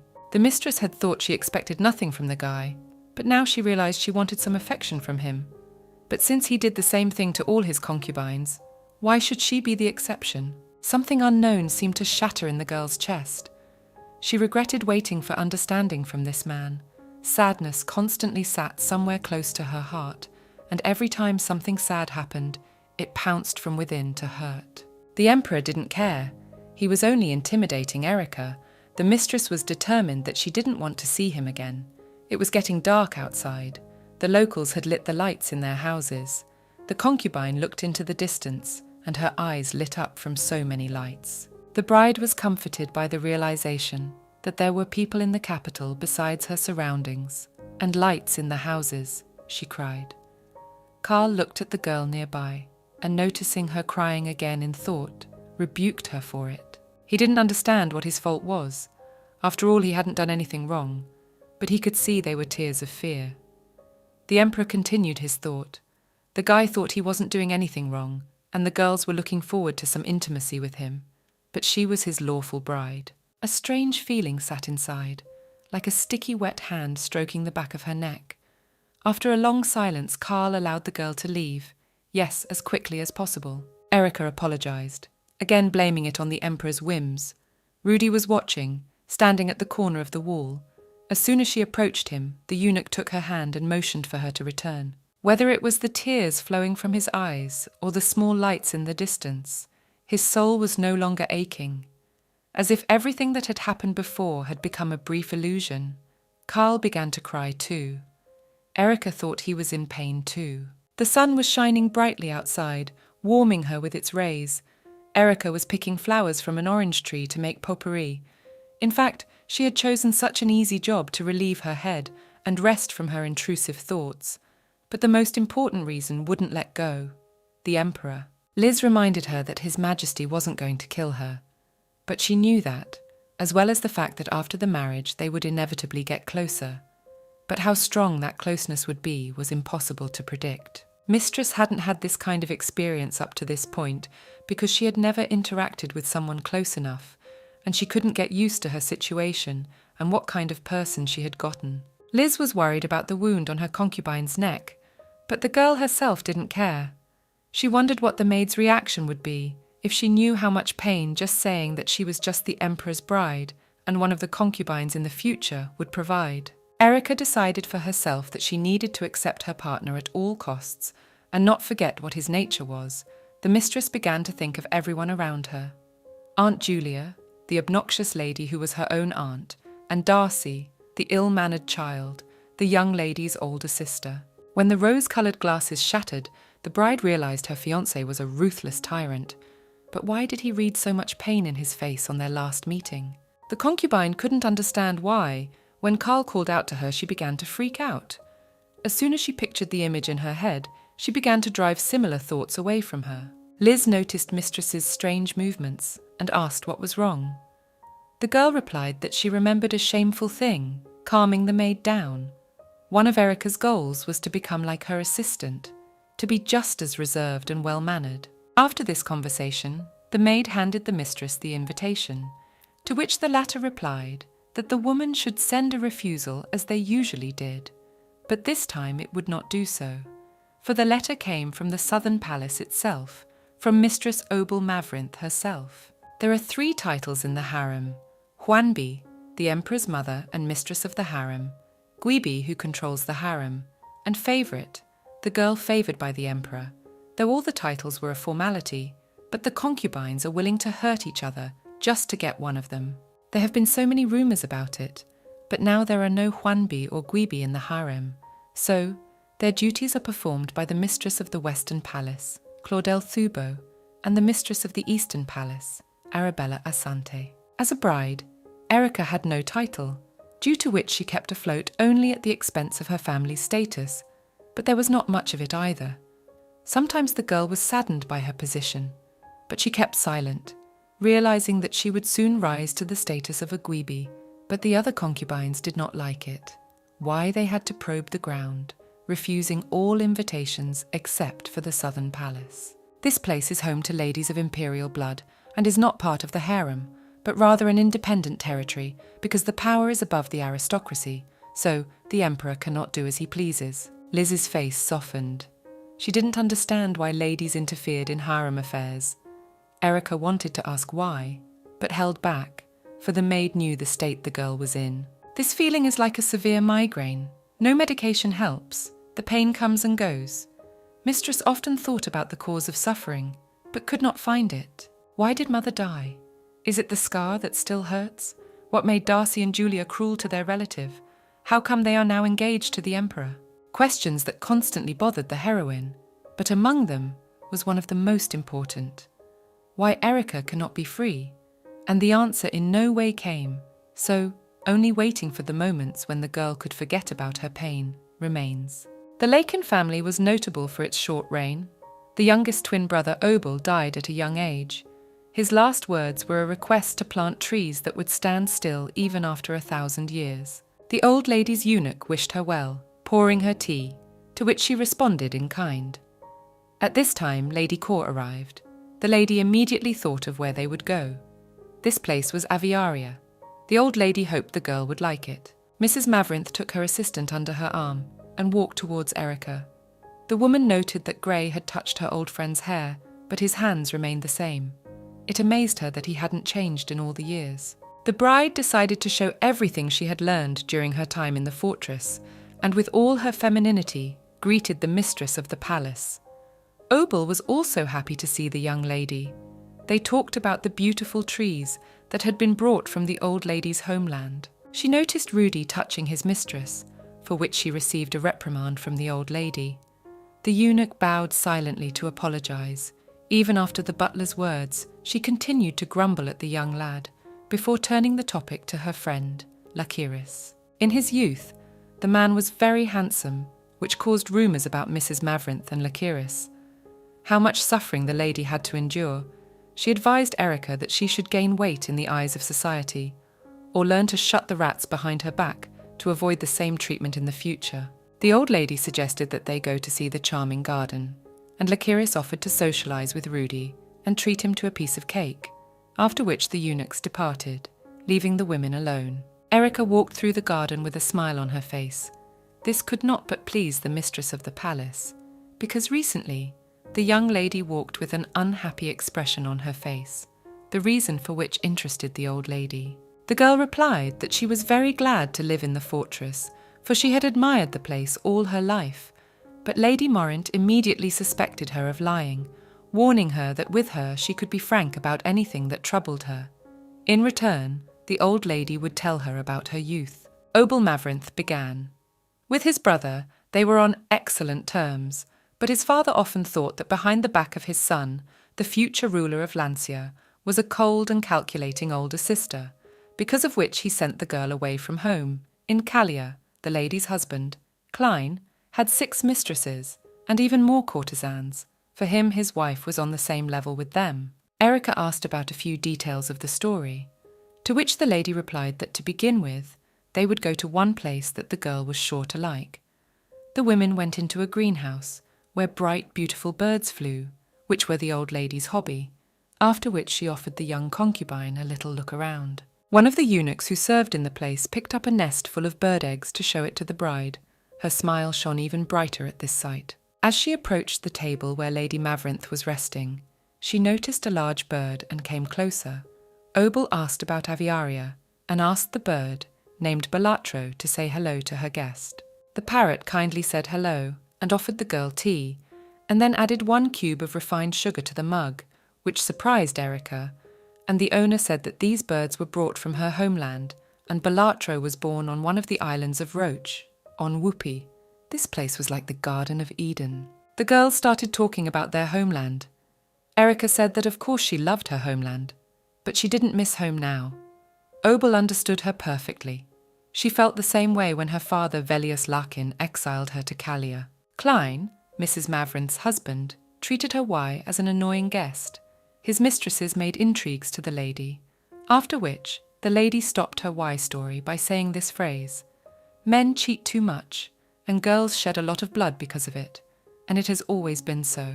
The bride became nervous after what was said, clutched her dress in her hands and asked again, looking directly into the eyes of her interlocutor, which told her that the girl was waiting for the same fate as her.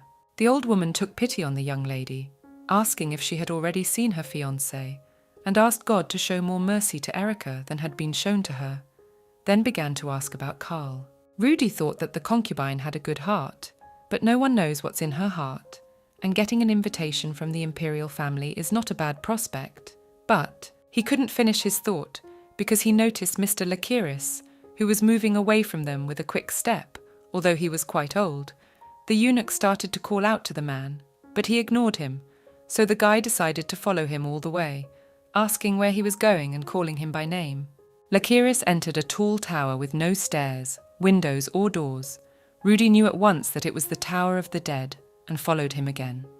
In ancient times, wizards cast spells to prevent evil spirits from escaping from the basements, in temples where saints and martyrs were honoured and buried. This 6-story tower was a place where people could stay before going to the spirit world, but at the same time, it was also a place of confinement. Rudy felt that Obel Mavrinth had not just called the girl for tea and continued to follow Lakiris. He caught sight of the man in a dimly lit room. After examining it, he passed on, but when a dark figure stood before him, he cried out in fear. Lakiris turned around upon hearing the cry and asked the eunuch why he was here. Lakiris sat down on his knees and began to pray at the grave opposite him. Rudy noticed that there was no name on the headstone, but looking further he saw that in this gloomy room full of graves, there was not a single name. The old lady was holding a cup of tea in her hands.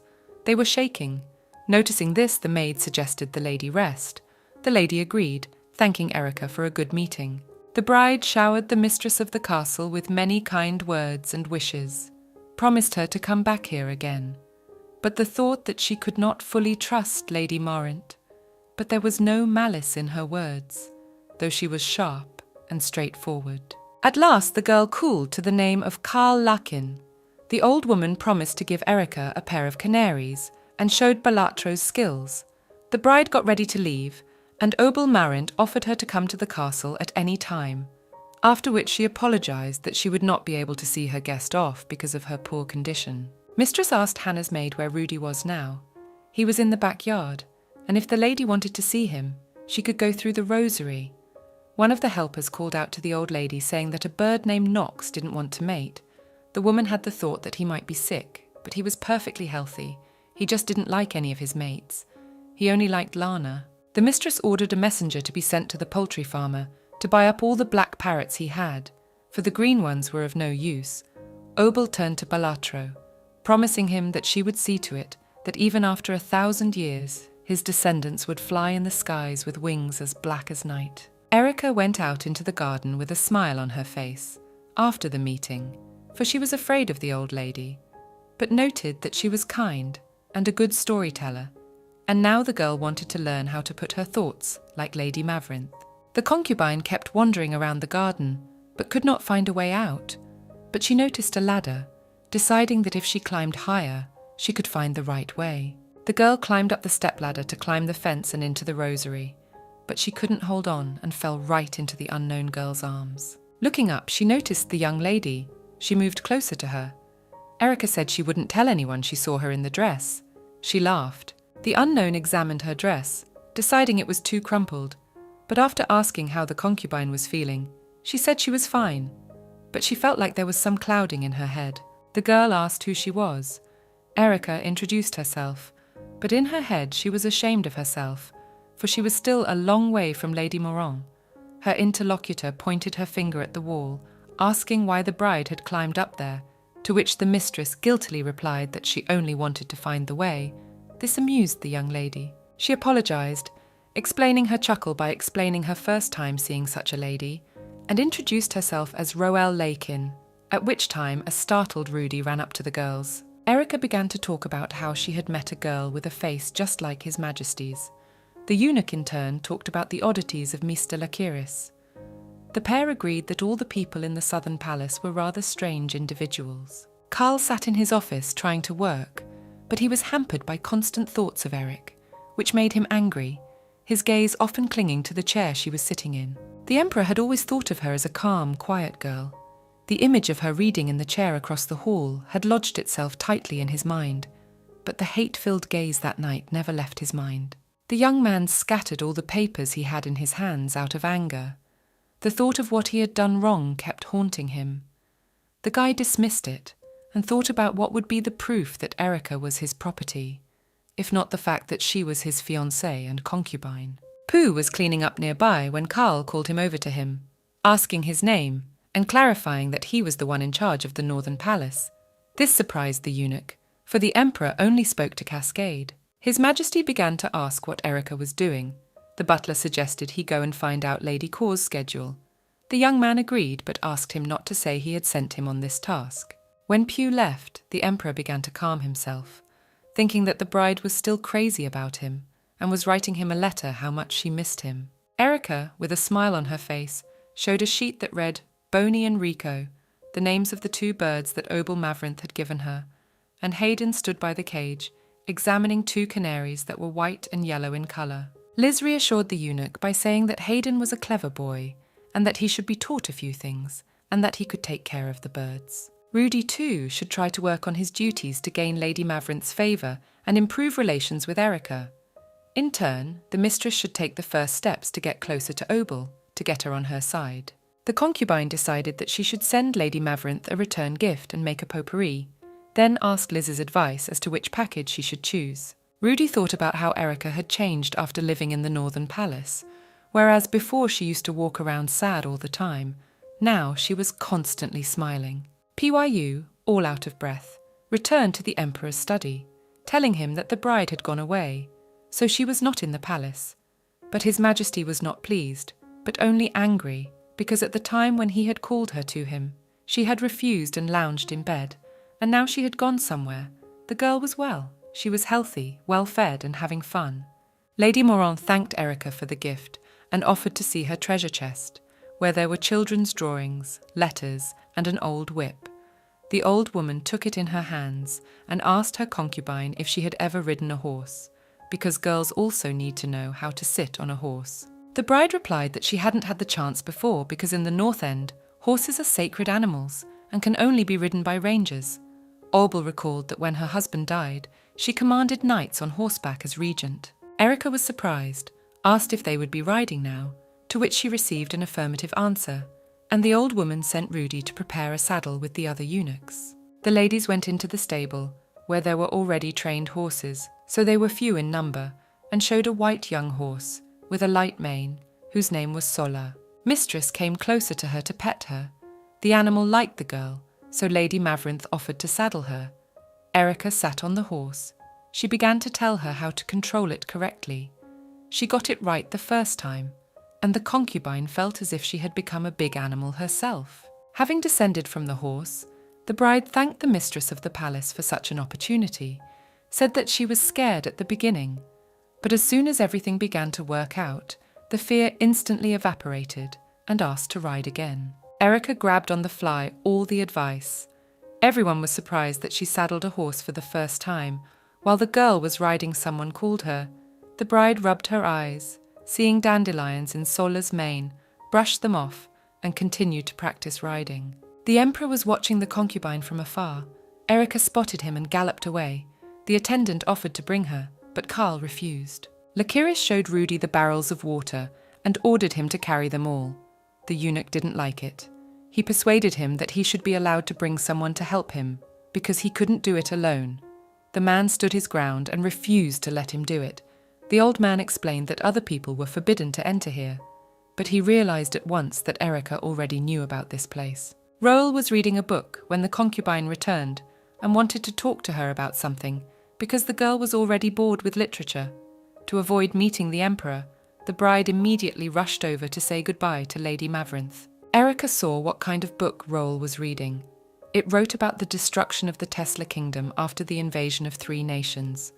The topic of war upset the girl because it makes people unhappy, and whether it affects the aristocrat's family or not, tears start to come on their own. It was the first time Roel saw a sad person, because until she was 3 years old, she lived with her mother in Torquay Fortress. They were not welcome there at all, because of which later she was locked up in an old fortress on Roach Island, where there were only stones, maids who did not speak, and a cruel man that came to visit the girl. And as soon as the war ended, her grandmother moved to this place to support the young emperor and took the lady to herself. Erica thought about how similar they were in their loneliness. The girl continued her story, adding that her grandmother was quite a strange person, but her older brother was no better. Even if something bad happened to her, it didn't matter, because good things came to her sooner or later, like meeting a concubine. Rudy finished his work and sat down on the floor from exhaustion. Lykiris put a bucket of water next to the guy to make the swelling go down from his hands. The man noticed that the eunuch was sitting on the lid of the coffin, but it didn't bother the guy at all. After all, the dead don't care. Lykiris said that there was no one in the coffin itself, but that it had a master, a phrase that startled Rudy. And he asked about the others, the eunuch thinking that they were all for the fallen of the war, since the tomb was so carefully cared for. The man rejected this hypothesis, explaining that he was moved not by a feeling of love, but sincerity. So he asked for their forgiveness. Lykiris began to threaten the guy that if his secret is revealed, his loved ones will face a terrible death. Karl warned Obel that he wanted to take some horses, but the lady wasn't satisfied with that, for he didn't even bother about her well-being. The emperor apologized. He believed that Lady Mavrinth was inventing all sorts of schemes while sitting in the palace, and like a spider's web, weaving a vast tapestry that would take centuries to create. The old lady immediately realized that His Majesty was not interested in Sola, but in her rider. The guy did not give any sign. The lady continued her thought. She thought that Erica was a nice girl, but hard to approach, and praised the girl's gift. The emperor hurriedly withdrew, and Obel warned that he should be changed in his behavior. His Majesty asked the old woman to stop moralizing. After all, in his opinion, they are unlikely to change anything, because the vows have already been said and she belongs to him. Obel felt sorry for the guy, because the engagement could be broken at any moment. Erica was writing a telegram to her father, remembering all the good times of her life at the North Palace. Had stayed up late, from which she was very tired, but had still to prepare for her meeting with Mrs. Pierce. Mrs. Verith Pierce was born into a noble family in the capital, and was for a long time court lady to Mrs. Mavrinth, though she is now retired, but occasionally visits the Southern Palace for the sake of her chief duty of bookkeeping. Obel Mavrinth had asked her to teach her concubine. This pleased even Liz, who was wary of her mistress. The maid entered, warning her that it was time for class. The bride was pleased at Lady Mavrinth's kindness. She considered herself lucky, as she was able to meet a friend of her own age. Erica sat in the Lakin family's ledger vault, which contained records of all the family's income and expenditures. Mistress Pierce helped the girl correct her mistakes, advised her to take her time, and stepped away for a while. The concubine was determined to try her best to do her best, but after a couple of minutes of work, fell asleep right on the table. Carl went into the vault to see if the lady was there now. Finding her asleep on the documents, he sat down beside her, picking up one of the sheets from the desk. The emperor wondered how he had guessed that this mop of golden hair was Erica, but it came to him that her wonderful scent of fragrant oil and flowers was to blame. His Majesty remembered her gift for Lady Mavrinth and accidentally pulled the girl's hair, causing her to wake up. The bride looked sleepy. Her appearance amused the young man. She didn't understand why he was here now. Erica tried to fix her hair in a rush, but Carl told her to stop. He reached up to her face to remove strands of the concubine's hair himself. The emperor asked if her bite hurt. She said she felt almost nothing, but the groom didn't think so, and thought the girl was lying. Erica was frustrated by his attitude towards her. The guy was cruel one moment, and the next meeting he showed concern. Which one was the real Carl was unclear. The bride admitted that she was in a bit of pain, but there was no need to worry about it, because the concubine and her pain were of no importance to His Majesty. After these words, the girl got ready to leave. The emperor was surprised. He didn't understand how he should act, but here he decided to do something he had never done before: apologize, to comfort his heart. Carl apologized for all the pain he had caused his fiancée, promising that it wouldn't happen again, dismissing her idea that he didn't care about her. Erica was surprised at what she said, and promised that she would do everything in her power to make the groom to her heart, which amazed the guy. The emperor asked her not to say anything else, because he thought that all the words she said were a complete nonsense, not forgetting to reproach her for sleeping in the vault. The concubine explained that she was studying accounting. His Majesty continued to sarcasm in response. The girl apologized and was about to leave, but Carl stopped her, forbidding her to leave without his permission, and left the room himself. The emperor almost walked towards the exit, but suddenly turned to Erica to ask her to send that closet thing. The bride clarified if he was talking about the sachet, to which the groom replied that he didn't know what the thing was called, but since she had earned the favour of Mistress Mavrinth, he should check it out personally. Erica was surprised at such an order, but since His Majesty said so, she had to do it and began to work. Rudy wanted to help, so he took out some blue flowers, saying that they would be very appropriate, because in the language of flowers had the meaning of never forget me. The concubine was not happy about it, and asked the eunuch to stop fooling around. Erica noticed something was wrong with the guy's hand, urged him to show her the wound. Rudy said he couldn't put on gloves because he couldn't, and rubbed the blister. The concubine noticed the eunuch acting strangely after each visit, thinking it might be because of Mr. Lakiris, but the boy refuted the thought. The young man asked not to worry about him. After all, he was just spending time with this old man, and working hard trying to please him in everything. That's where the calluses came from. A tear came to his eyes. The bride sighed, said that he didn't need to tell her everything, but if the guy doubted whether to talk about something, it was better to tell her. Rudy smiled, promised to do exactly that from now on. He remembered the man's phrase, "If you reveal my secret, all your loved ones will die a horrible death," which he certainly did not doubt. Cascade met Rudy at the palace where the emperor lives, asking what the box in his hands was, to which he received the reply that it was a gift for his majesty from the northern palace. The eunuch immediately condemned the worthless gift. To this the lad replied that Karl had asked for it himself. Cascade smiled and carried the box away. Rudy headed back to the northern palace with a strange feeling inside. In the eunuch's heart, there was only Louisa. From the day he met her until he died, nothing would change. He remembered well that hot day. Rudy was sitting on the ground, all beaten up, when a red-haired girl came up to him to ask who did it, to which she received the answer that it was the boy's master. Louise asked not to let him do that again, but he couldn't agree because he belongs to his master. The girl suggested Rudy to run away like she did. Louise's mother wanted to sell the girl, so she had to kill her, so she could never give birth to another bastard again. The eunuch didn't believe a word she said. He began to worry about her, where she will sleep at night, where she plans to go, and what to do next. Louise offered Rudy to run away together, and she will become his new mistress. And from that moment, there was no one in the guy's life more dear than this girl. But when Cascade humiliates Erica, the eunuch also begins to get angry. The young man didn't understand why this was so. After all, Erica was just one of his hosts.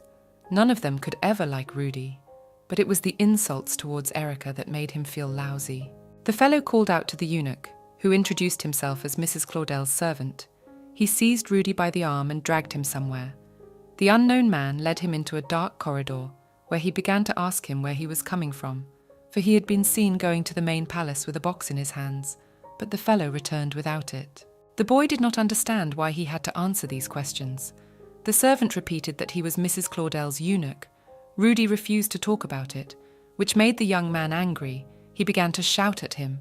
The eunuch could not stand it, hit his interlocutor and ran away from there.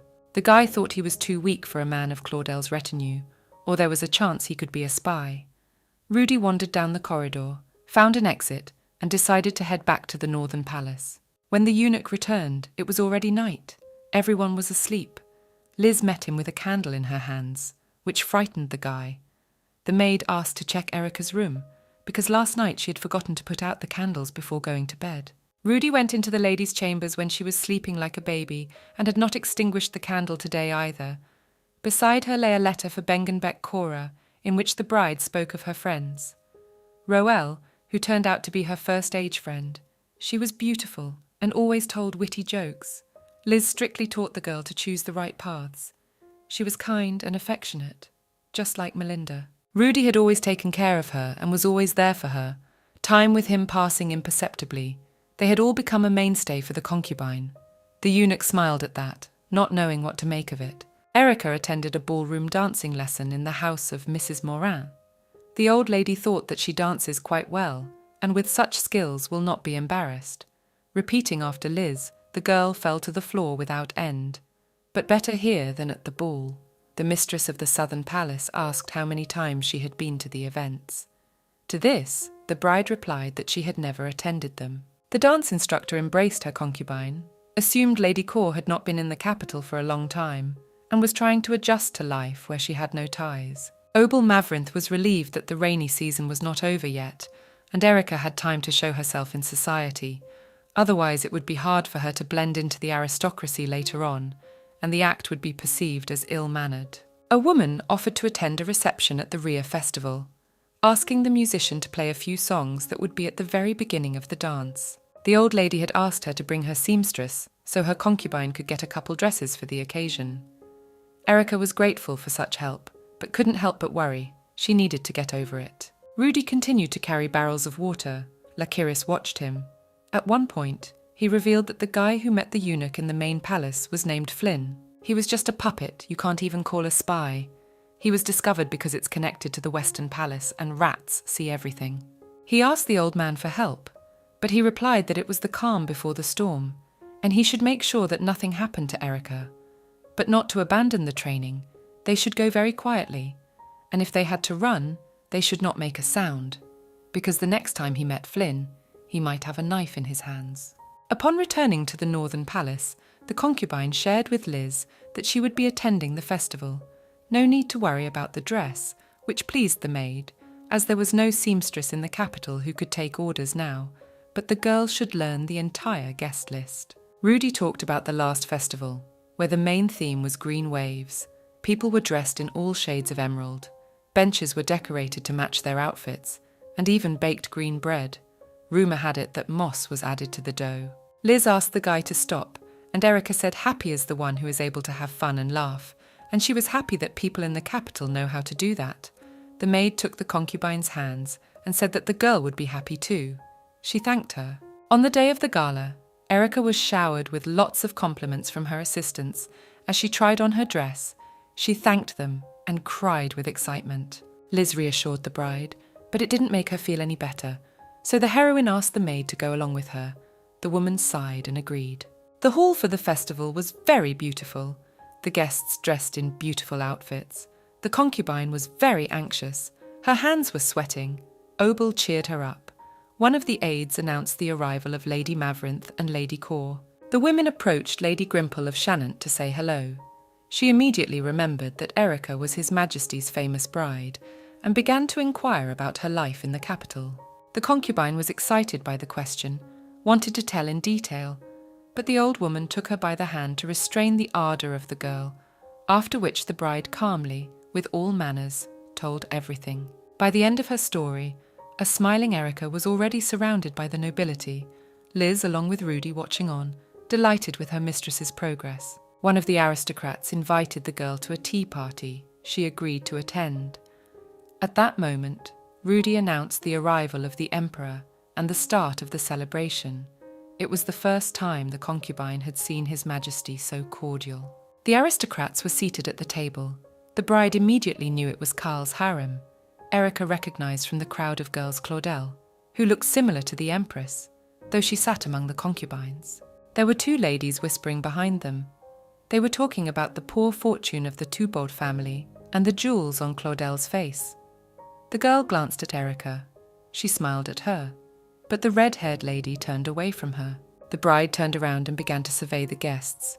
Among them, the concubine noticed Libra of Rubital and Arabella Asante, noting that the girls were very beautiful. Erica compared Claudel to a blooming rose and Arabella to a delicate lily. She was like the very ideal of a Gweeby she had imagined while she was learning etiquette. Arabella noticed her fiancé's gaze and looked back at her and then looked away. She looked at her as if they already knew each other, but the girls had never met. There was a commotion at the table. The concubine thought that some special dish was being brought, but what was on the plate surprised her. A crocodile was placed on the table. The heroine asked to take it away. She was extremely surprised how the others could eat such a thing. Besides such a delicacy, there were other strange dishes on the table. Erica thought it was bad taste. In the end, she ate almost nothing. Lady Maverinth was enjoying the evening. Claudel and her henchwomen were happy about it, and Lady Grimple was worried about her friend's condition. Obel asked the musicians to keep playing, and the servants to pour her drinks. When one of them approached the old lady, the concubine stopped her. The bride proposed to the mistress of the southern palace to go to the lounge, asking Lady Thubolt if she would agree to go with her, to which she received consent. Claudel of Jez considered it a great honour to meet the future Gweeby and introduced herself. Erica paid a few compliments to the girl and greeted her in return. The concubine introduced the girls behind her back, the inhabitants of the palace, and wanted to tell more about them. But Lady Maverinth was clearly unhappy with Tubolt's presence, so she left, considering it a disregard for etiquette. The old lady took another sip of alcohol and began to talk about how great bloodlines create great descendants, while promiscuous relationships, on the other hand, produce promiscuous people. She considered them as bastards. These girls know that they can't mess with the purity of blood, but want to do it for personal gain. After these words, Lady Grimple once again suggested her friend to go rest. Erica thought, who decides whether a person's blood is pure or dirty? And these girls are not to blame for the fact that there are too many concubines in the harem. She remembered about Roel. deciding that the old woman would look for a worthy husband for her too. The bride asked if her friend was coming today, but she didn't like visiting such places, so she wouldn't come. Lady Mavrinth asked about their time together. Erica happily told her that the girl was very well mannered, and there was much to learn from her. The old lady was indignant. Obel asked if the concubine had been invited to the first dance. The heroine replied that she had received invitations, but had politely declined them all. The mistress of the southern palace suggested that the bride thought the emperor would dance. The girl wondered indeed why she thought so. The guests were dancing. Lady Mavrinth was dissatisfied with something. Wren Carson, whom no one expected to see in this place, approached the women. The guy asked Erica to dance, to which she again refused the young man. Claudel nearby danced with a young man and began to look for a bride. Her partner began to ask about the girl. He decided that the concubine, a rival of Lady Thubault, to this red-haired woman snidely replied that he considers her no more than a protruding thread on a silk scarf. Claudel noticed the commander next to Erica. She thought he was about to receive a rejection from Lady Core. Wren Carson was the eldest son of Wayne Carson, commander-in-chief of the Knighthood of the Golden Lion. He was considered one of the best knights in the Empire, and it was a surprise to see him here. Lady Tubo was angry. One of the servants came up to her and offered to taste the goose. But the girl could not control her emotions, so she threw the dish with meat right on the floor. The guy apologized for the oversight, on which he received a slap. Everyone was surprised. Celine warned her mistress that a new dress had been prepared for her, to which she refused to put it on because she was about to leave. The maid offered to see her off, but Claudel told her to stay behind to find out what the maidens of the Eastern Palace were chatting about, and what Erica was up to. Lady Mavrinth admitted that she had never had the thought of quitting drinking, but after her godfather's actions, she had thought about it. The bride sat nearby, wondering if she could listen to this conversation, and if it would be too personal. The girl noticed a blow mark on the guy's cheek and asked Rudy to bring an ice pack. The eunuch thanked the lady for her kindness, after which Erica introduced herself. The young man was very happy to meet her. He wanted to greet her properly, but he couldn't kiss the lady's hand because they both smelled of food. The concubine's joke made his interlocutor laugh. As the godfather was drunk, he behaved a little inappropriately.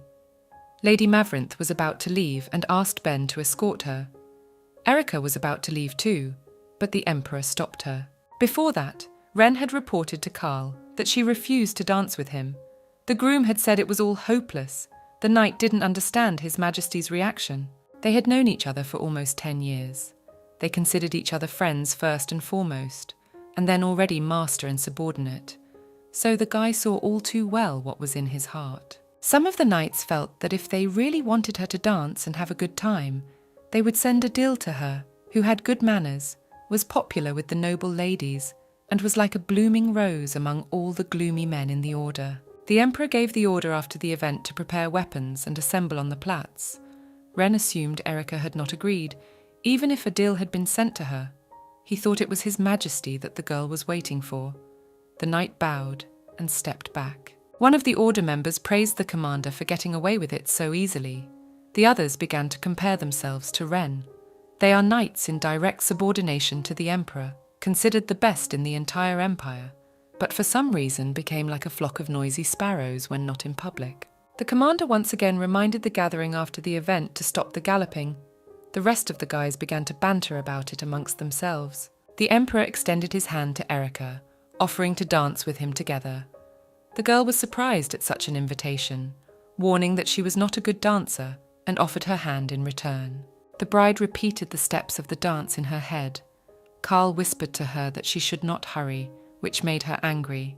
The concubine stepped on the groom's foot. His Majesty was surprised and pulled Erica to himself. Behind the backs of the couple, there was a condemning whisper. The girl was embarrassed. Karl asked for his hand again. The concubine apologized and ran out of the hall in tears for such an oversight. The heroine went out on the balcony to get some fresh air and was disturbed by the emperor, reminding her of her words about his orders, which she must follow. Lady Core wanted to object, but did not finish her sentence, then said, "If you get bored with the dance, you immediately turn around and leave," and turned away from the groom. His Majesty admitted that he was the one who had caused the scandal, because his partner had stepped on his foot. The girl apologized. Karl wanted to give her advice on what should have been done if she wanted it to go well. But before he could finish, Erika was crying. The emperor went to the railing and began to tell about the grey wolves, brigands that live in the mountains. Not far from them, there was the land of Bikalpa, which none of the 6 kings wanted to own. But the most important thing was that they built a hospital there. The bride was surprised, for Kalako relies only on the help of the temple, while Rahmi in the north has no such help.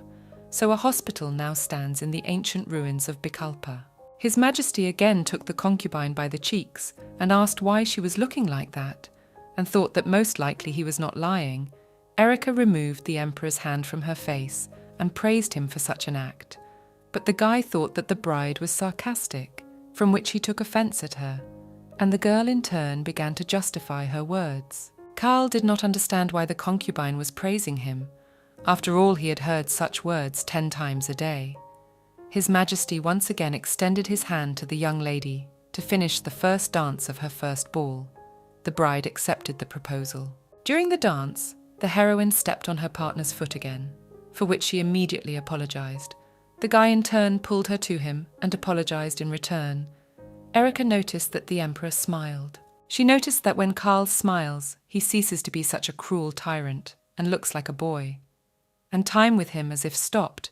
The heroine asked him to laugh so always, but was refused and defiantly upset at this time. Selina, maid Claudel, watching the couple from around the corner. Liz continued to be in the ceremonial hall and suddenly thought about the fact that a soft girl would not be able to get along with the ruthless emperor. But sometimes even he has moments of weakness only when no one sees. Something in him changes after all. The maid was called by Duke Oster, an old acquaintance of hers, saying he missed the girl. Elizabeth greeted the guy back. The young man tried to apologize. Liz refused to accept the apology, moved closer to him and whispered in his ear that to those who loved him, he must remain a low man and a traitor. The maid asked not to come to her with any more remorse because she considered it a scolding over the death of a child. The Duke asked the girl not to spend the rest of her life hating him and to stop hiding in the banquet hall in a pathetic maid's costume. Noted that she had done her mission well and should go home. Liz declined the invitation, explaining that she had never thought of that place as home. Oster replied that the harem was not her home either. He promised to do whatever she wanted from a good man to a place where ability would be appreciated. But that didn't suit Elizabeth either, for she couldn't be bribed with that. Graham figured that since they hadn't seen each other in a while, his attitude must have changed. But Elizabeth knew he only wanted someone else's life to belong to him. Liz assumed that that child should have been given a double dose, and if she wanted her dead, the maid would have done it anyway. But the child wanted the girl to live, and she would continue to live in a place where the Duke couldn't reach her. The girl did not kill her only because of him. These phrases made the guy laugh, because every time she said the same thing, Liz warned that it is not worth hiding the truth, because it will not disappear anywhere. Everyone thinks that the emperor killed that child, but she knew everything and Cornelia's death is on his conscience. The maid called Hayden to the table. When everyone came over, the boy was already eating alone. Rudy was angry at the child's next misstep, but Elizabeth tried to reassure him that he would stop doing it when the shamefulness of his behavior was realized. She decided to pepper the dish. Hayden inhaled it. The eunuch became even more agitated, for he had warned her not to do that. The boy threw all the food from his plate onto the table. The guy grabbed the kid by the scruff of the neck and led the way, yelling that he wasn't going to deal with him anymore because he thought he was out of control. In a fit of anger, Hayden insulted Rudy. The eunuch explained that there was something else in the food, and the Dythe smelled something else entirely. The boy took the pepper pot in his hands, not understanding what was wrong with it. The child said he smelled the seeds of the casallo, a pod plant in which only one seed can throw out shoots, and the remaining seeds become poisonous. But the poison is very weak, and you can only die from it if you eat them for a long time. Rudy was frightened by this fact, because of his calmness, he forgot what the harem really was. Many girls died at the hands of the emperor, but there are many concubines who were victims of internal warfare, and the most popular way of killing was poison. Hadin began to shout that he would not let Erika be hurt, for she was protecting him. The eunuch asked the boy how he knew the food was poisoned, to which the child replied that his mothers had taught him that. There were several of them, because he was from a gypsy family. Among them were those who made and sold medicines and poisons to feed themselves, some glorified with effective poisons that nobles bought. The guy was scared that not only the food might be poisoned, the whole castle needed to be inspected urgently. He praised Hadeen and rubbed his head, ordering the rest of the maids to do a general cleaning and inspect absolutely every corner of the palace. Pyu complimented Erica and apologized for ruining the girl's mood, even though it wasn't on purpose. The bride didn't understand what he was talking about at first, but remembered the last incident and accepted the apology, but thought about the fact that if Rudy had done that, the concubine was very disappointed, and Pyu was just an errand boy. The mistress warned the eunuch that understanding alone would not be enough to bring back the former friendship. The lad rejoiced and was ready to do anything for such a beautiful lady. Pooh thought Erica was just like the other concubines and was already preparing for questions about the emperor, but she only asked for an explanation of what had happened that day because she was still plagued by doubts. The eunuch was surprised at the question, but explained that His Majesty had a nightmare again that day. Karl is quite sensitive after such dreams. He got up on the wrong foot, and upon waking up, he immediately asked for a drink. Then the head butler ordered the lad to go to the northern palace to fetch his bride. The mistress noted that every concubine was eager to get into the emperor's bedroom, but why Cascade had asked to bring her specifically, she thought it might have been a bad influence on Hayden. The girl resented not understanding what kind of nightmares he was having, but Pooh knew nothing, assuming no one knew about them. So, Erica wondered about their contents herself. The emperor sat in his office with large stacks of papers, noting that this time the bride had come much faster than he had expected, causing him to ask her to wait a little while.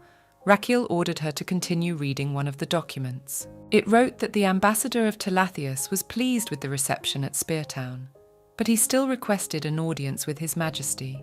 He said he could not return without meeting Karl and wanted to see the young man at least once. The aide thought he should be invited to a public event if His Majesty was uncomfortable with the thought of meeting in person, deeming a fencing contest, or an evening at the Summer Palace a suitable event.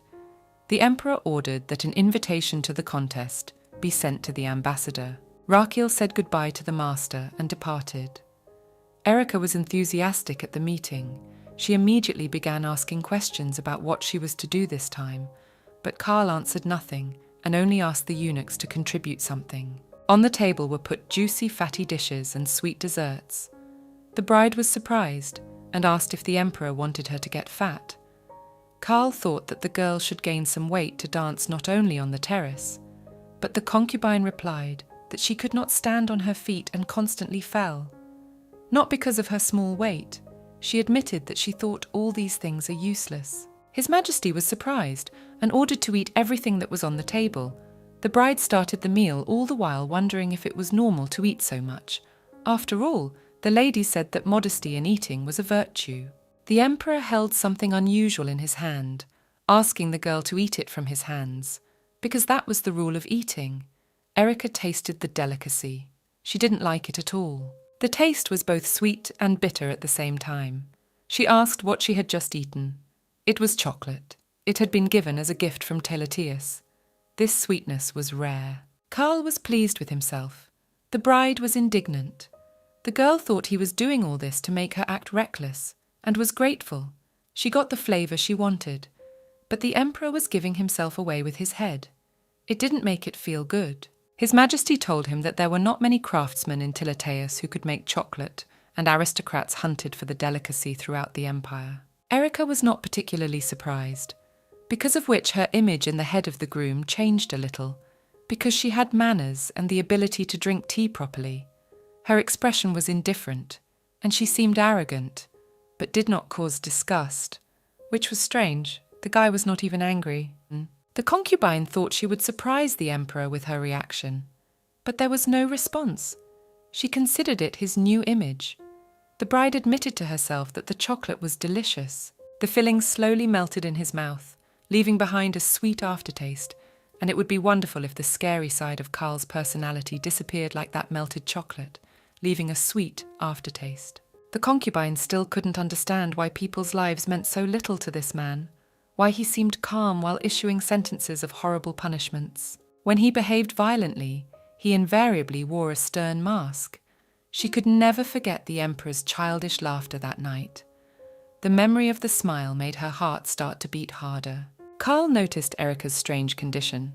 The heroine complained of heaviness in her chest, but she had apparently eaten too much chocolate and decided that she would feel better if she drank some refreshing tea. His Majesty called the eunuch and sent him off with the order. As soon as he came out, the bride thanked the groom for the dance on the terrace. The young man was visited by a strange feeling inside, as if everything had turned upside down. A knock was heard at the door. The concubine was handed a mug of drink. While she enjoyed it, she asked about the swordsmanship competition. Carl spoke a bit about the event. The girl asked if the Emperor was going to attend. After all, she had heard from Lord Carson that the lad liked jousting, and there were a few other stories of His Majesty's heroism that she wanted to see in person, because they bore little resemblance to the truth. The young man offered to go with him. The concubine was glad. He warned her at once that the bride would sit behind him. Erika was surprised and explained that she would not see anything from behind, but the groom considered the competition as a place where all kinds of rabble flocked.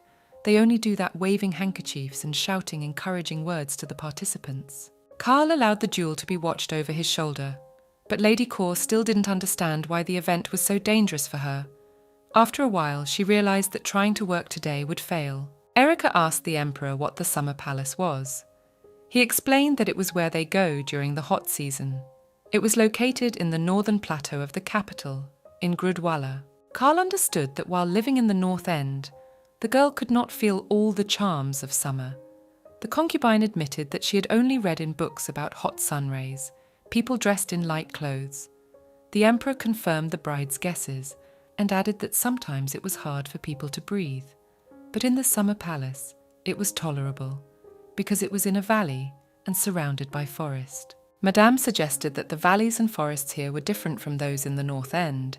It was no wonder the aristocrats liked to vacation in Grudwall. The country houses of noble families stood on the shores of Lake Swan. The grill was full of wealthy merchants, and the streets were filled with people. Festivals were held every few days. Fireworks were sometimes set off on the shore. All in all, it was a great place to spend the summer. Carl noticed that the girl had become much more beautiful, but what was considered the standard of beauty now, Erika did not possess. But there was something in her that stirred the emotions, touching the heart, such as large, sparkling eyes, a nose like a small fruit it wanted to touch, plump lips and cute cheeks. The concubine asked to go to the private palace with His Majesty. He remembered that he was originally going to take her with him, so he agreed. The girl smiled. Carl was shocked by that smile. He asked not to smile like that again and keep playing the role of an ice bag, and covered his eyes so he couldn't see her. Erika crossed her eyes with the groom and realized how quickly she was warming up. The time spent with him seemed fun to the girl. When the bride left, His Majesty gave her a box of chocolates. The concubine wanted to share it with everyone in the northern palace. The heroine was walking through the territory of the castle when she saw smiling knights. Apparently, they went out for training. She had a stomachache. Erika did not understand from what it was. Because of chocolate or envy of the freedom of guys, because they could go anywhere, which the girl could not afford. Mistress's life revolved around one small point, the northern palace, except for moments when, with the Emperor's permission, the concubine went outside. But even there it was impossible to be alone. The life of an aristocrat seemed the most frustrating thing to her. She was approached by Lord Carson, who had heard her thoughts. He had always walked this way, but today the night's training had ended early, and the daily activities of the imperial family were wearing her out badly. Erika became agitated and asked that Ren forget everything he had heard. But he replied that it would be a lot of trouble, since not many men would ignore such a fact. The knight asked the girl to just call him by his first name. The lady wondered why he was so kind to her. The lady asked if he was a windy man, which dumbfounded the guy. Carson immediately began to apologize. He warned that he had no ill intentions but just wanted to be friends, Erika interjected. The young man confirmed his words, and she responded by allowing herself to be addressed by her first name. She was uncomfortable being called Lady Kaur. Ren supported his new friend. The latter objected that it suited him to be called Lord Carson. because he was the commander of the order. The knight joked that his job was more like training, because his charges had to be disciplined, because many of them were disobedient. The girl sympathized with her friend, to which the latter objected that in his opinion, every man was born with certain duties, fulfilling which he proved his own importance. The concubine praised Ren for his wonderful words. They exchanged compliments and laughed. Then the girl offered him a taste of chocolate, gave him some more to give to the others, said goodbye and left. The lord approached his charges with the gift in hand. The knights began to laugh at the commander. He was not pleased and sent them to the training ground to continue their lessons. Rudy thanked the maids for their help with the cleaning and treated them to some chocolate, but they all decided that the delicacy was poisoned because it had been sent by the emperor and didn't bother tasting it. Instead, the helpers retired to the kitchen to drink some beer.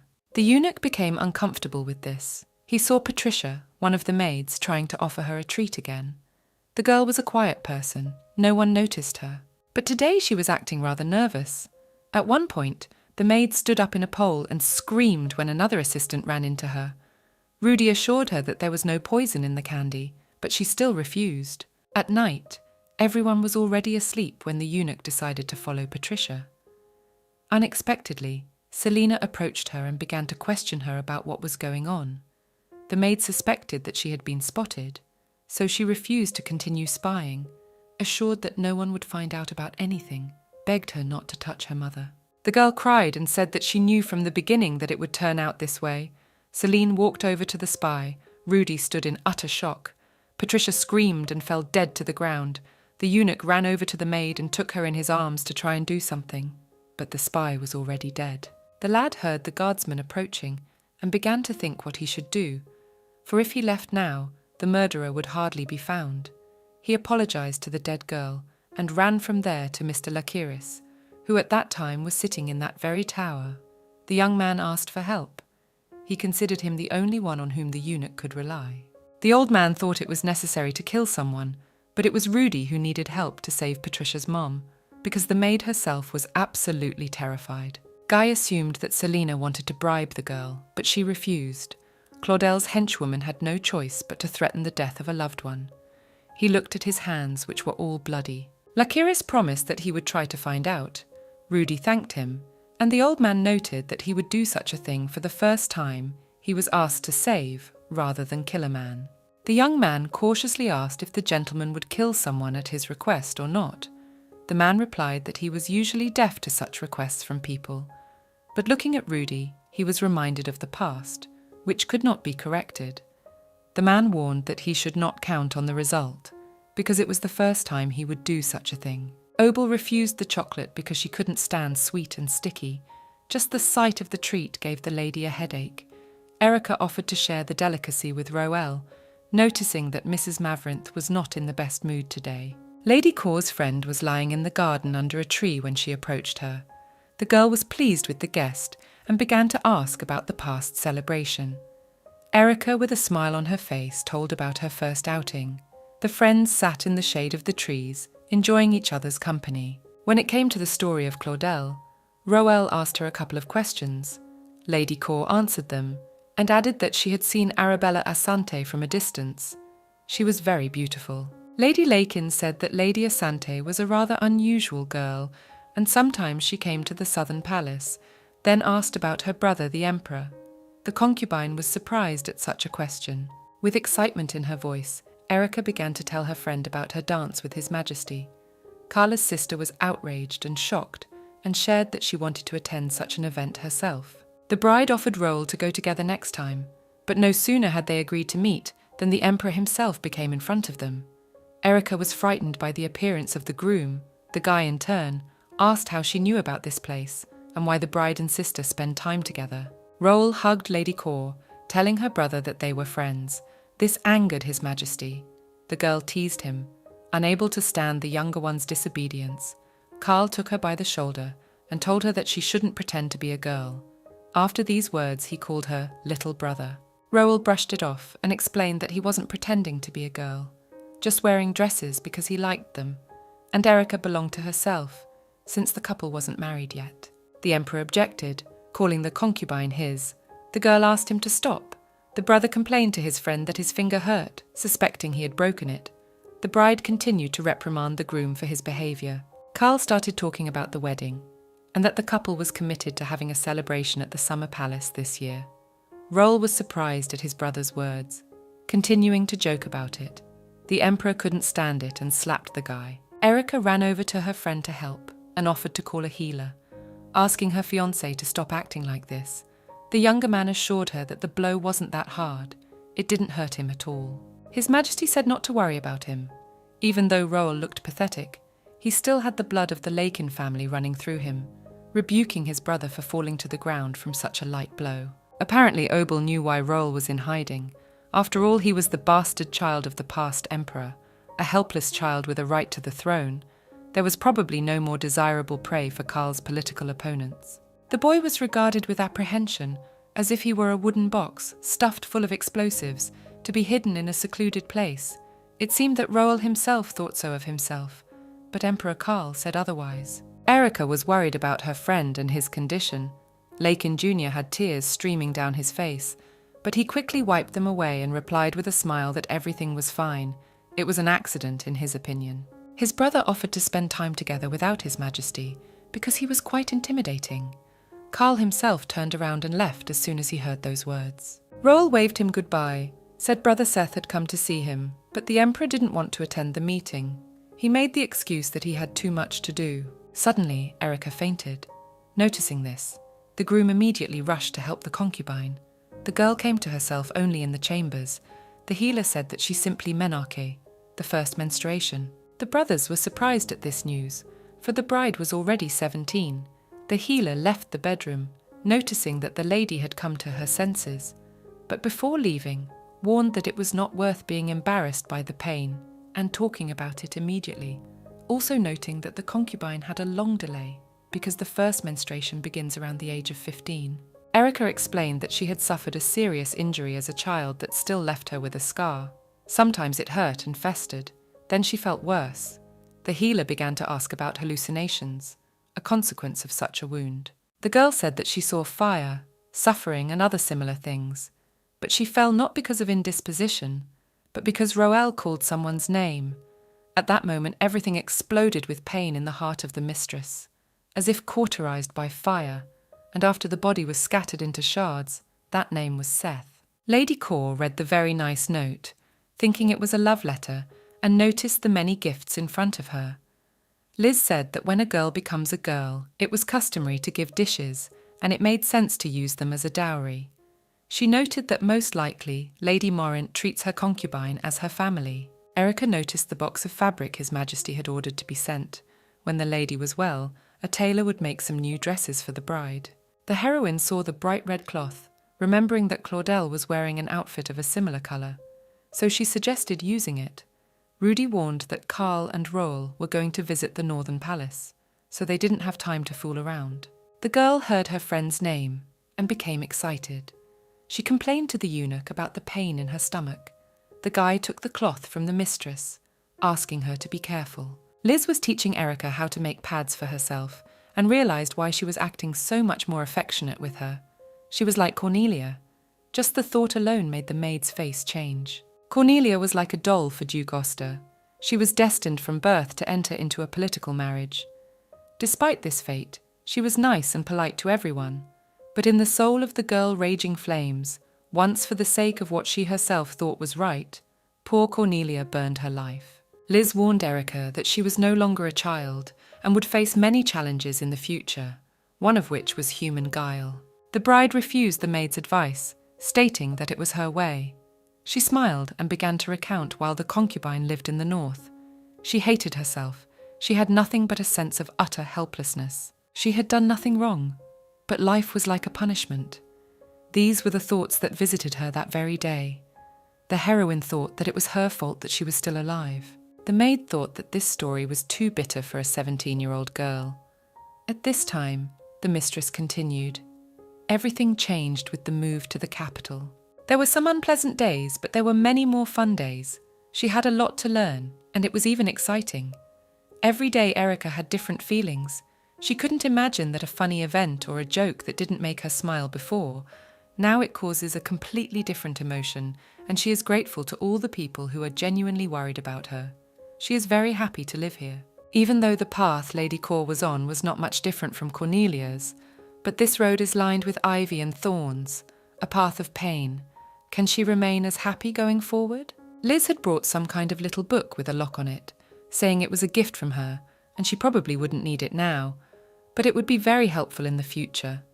Erica decided that since her maid had given it to her, it certainly made sense, comparing it to a piece of mosaic. There were enough hygiene products in the chambers. Elizabeth decided to take everything to the restroom. The mistress thanked the woman once again. Rudy entered the room. He was smiling with all his teeth and asked the concubine to look at him. 2 birds were sitting on his hand. The girl laughed. The eunuch thought they were not just birds, but those born in a dragon's nest, and one day they would become dragons themselves and learn to predict the future. Erica was happy about the boy's progress, but Liz was not so happy. Rudy asked Lady Kaur to close her eyes, mentally ask a question, and ask the great birds to reveal the future to them. In the hands of the bride were 2 pieces of paper on which were written horse and journey. The young man approached the mistress and asked what she had wished for, to which the girl replied that she had asked what would be for lunch today. He offered to try similar to Liz, but she declined. Erica took a closer look at the papers and noticed her handwriting on them. Hayden laughed, explaining that he had copied the girl's handwriting. She praised him for it. Carl and Roel entered the chambers. The younger one had a bouquet of flowers in his hands and immediately began to burden her with questions about her well-being, after which he hugged her because he was glad that his friend was all right. The lady noticed the emperor's displeased look and thanked him for visiting her, but he didn't say a word to her. The girl thought that it wasn't her who felt bad, but him, and he was most likely very tired, but came probably because of her. Carl wanted to say something, but his brother interrupted him, noticing the fortune birds. Erica stood in front of His Majesty. She felt a little dizzy, and her eyes darkened. She felt like there was too little space around her, even though they were standing outside. The bride was sure it wasn't because of the heat from the emperor or his body odor mingling with his perfume. Guy exhaled in relief when he noticed the bruise was gone and asked how he was feeling. The concubine said she was fine, but he rebuked her for it. For a couple of days ago, she had made everyone worried. The mistress asked in surprise if he was worried about her, but thought he was about to make the emperor angry. Carl replied that he thought the bride would die, for her face had turned white and the lady herself had fallen senseless. Blood appeared on the floors of her clothes. The girl was embarrassed because she was running away from the emperor who was hurting her, and she could stand up to him even if he was angry. But she didn't know what to do when she saw him like that. His Majesty wanted to add something else, but silently hugged Erica and said he thought he wanted to be near her, then she would be safe, and proposed to her to be his wife.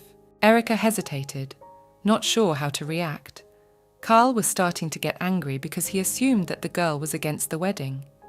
But she rejected the idea, suggesting that the celebration be postponed for about a year or 2, which infuriated the groom. He said that the date had already been set for the end of August, at which time 2 purple stars would shine in the sky, and the ceremony was to take place on the night of the rising of Mars and Antares, with the exact day to be told by astrologers. About the organization of the event was still almost unknown. The summer palace should be opened for this purpose. There was a proposal to have a banquet in a boat on the lake, or a general festival in Gurdwala. Erica didn't like it at all. She offered to make an evening where it would be just the 2 of them, and do without the crowd. Carl replied that he would think about it.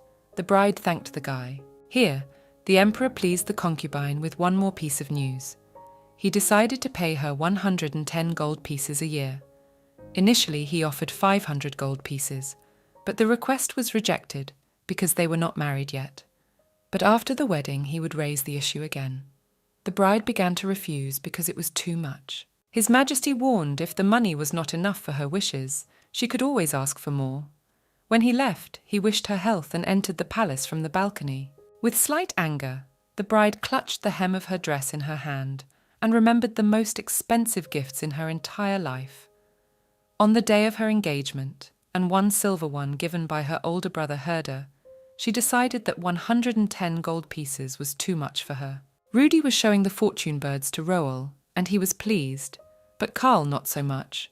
The younger one took his fortune bird and read on it, "Erica loves me more and Big Brother is a fool," to make a joke on His Majesty, but immediately got smacked on the head, and Lakin the Elder took the papers from his hands and read their sword and crown, and the overlapped word was sea. The younger asked about his future, because it was the first time he had seen the magical birds.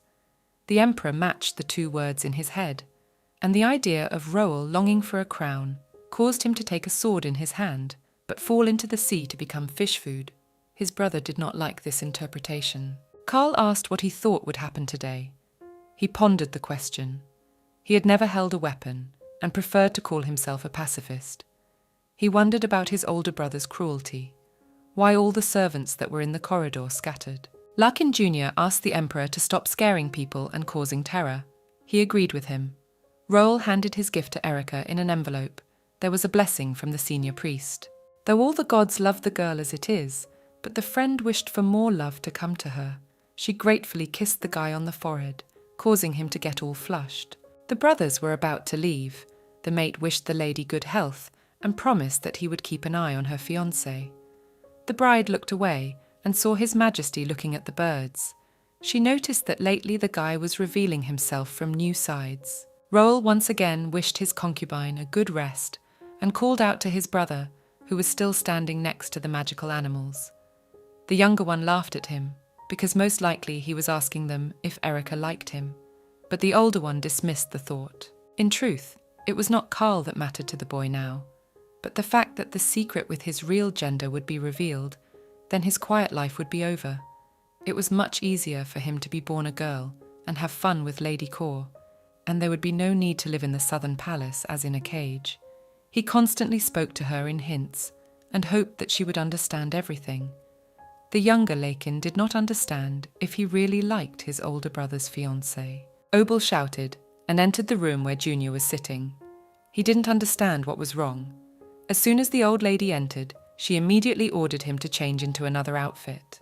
The boy entered the study, where Lady Morant was drinking tea, and began to reprimand him for daring to go out in inappropriate clothing.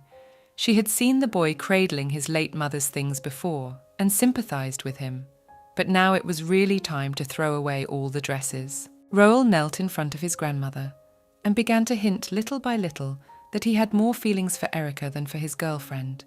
He thought their acquaintance was a simple ploy from the old lady, and didn't know what to do next. Obel took her grandson by the face, and told him that on his brother's advice he should begin to study, so he would not leave the palace a step in the summer, but would only get a decent education, and if he fulfilled his part of the promise, Morant would fulfill his wish. When a girl's menarche begins, she must have the blessing of the goddess, so when the pain subsided, Erica went to the temple. Rudy said that Roel asked in great detail how to train Boney and Rico.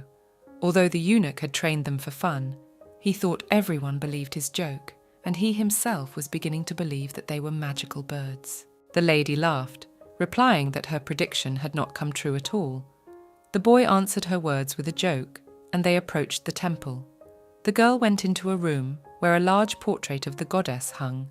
A nun came up to her and called her after her, telling her the story.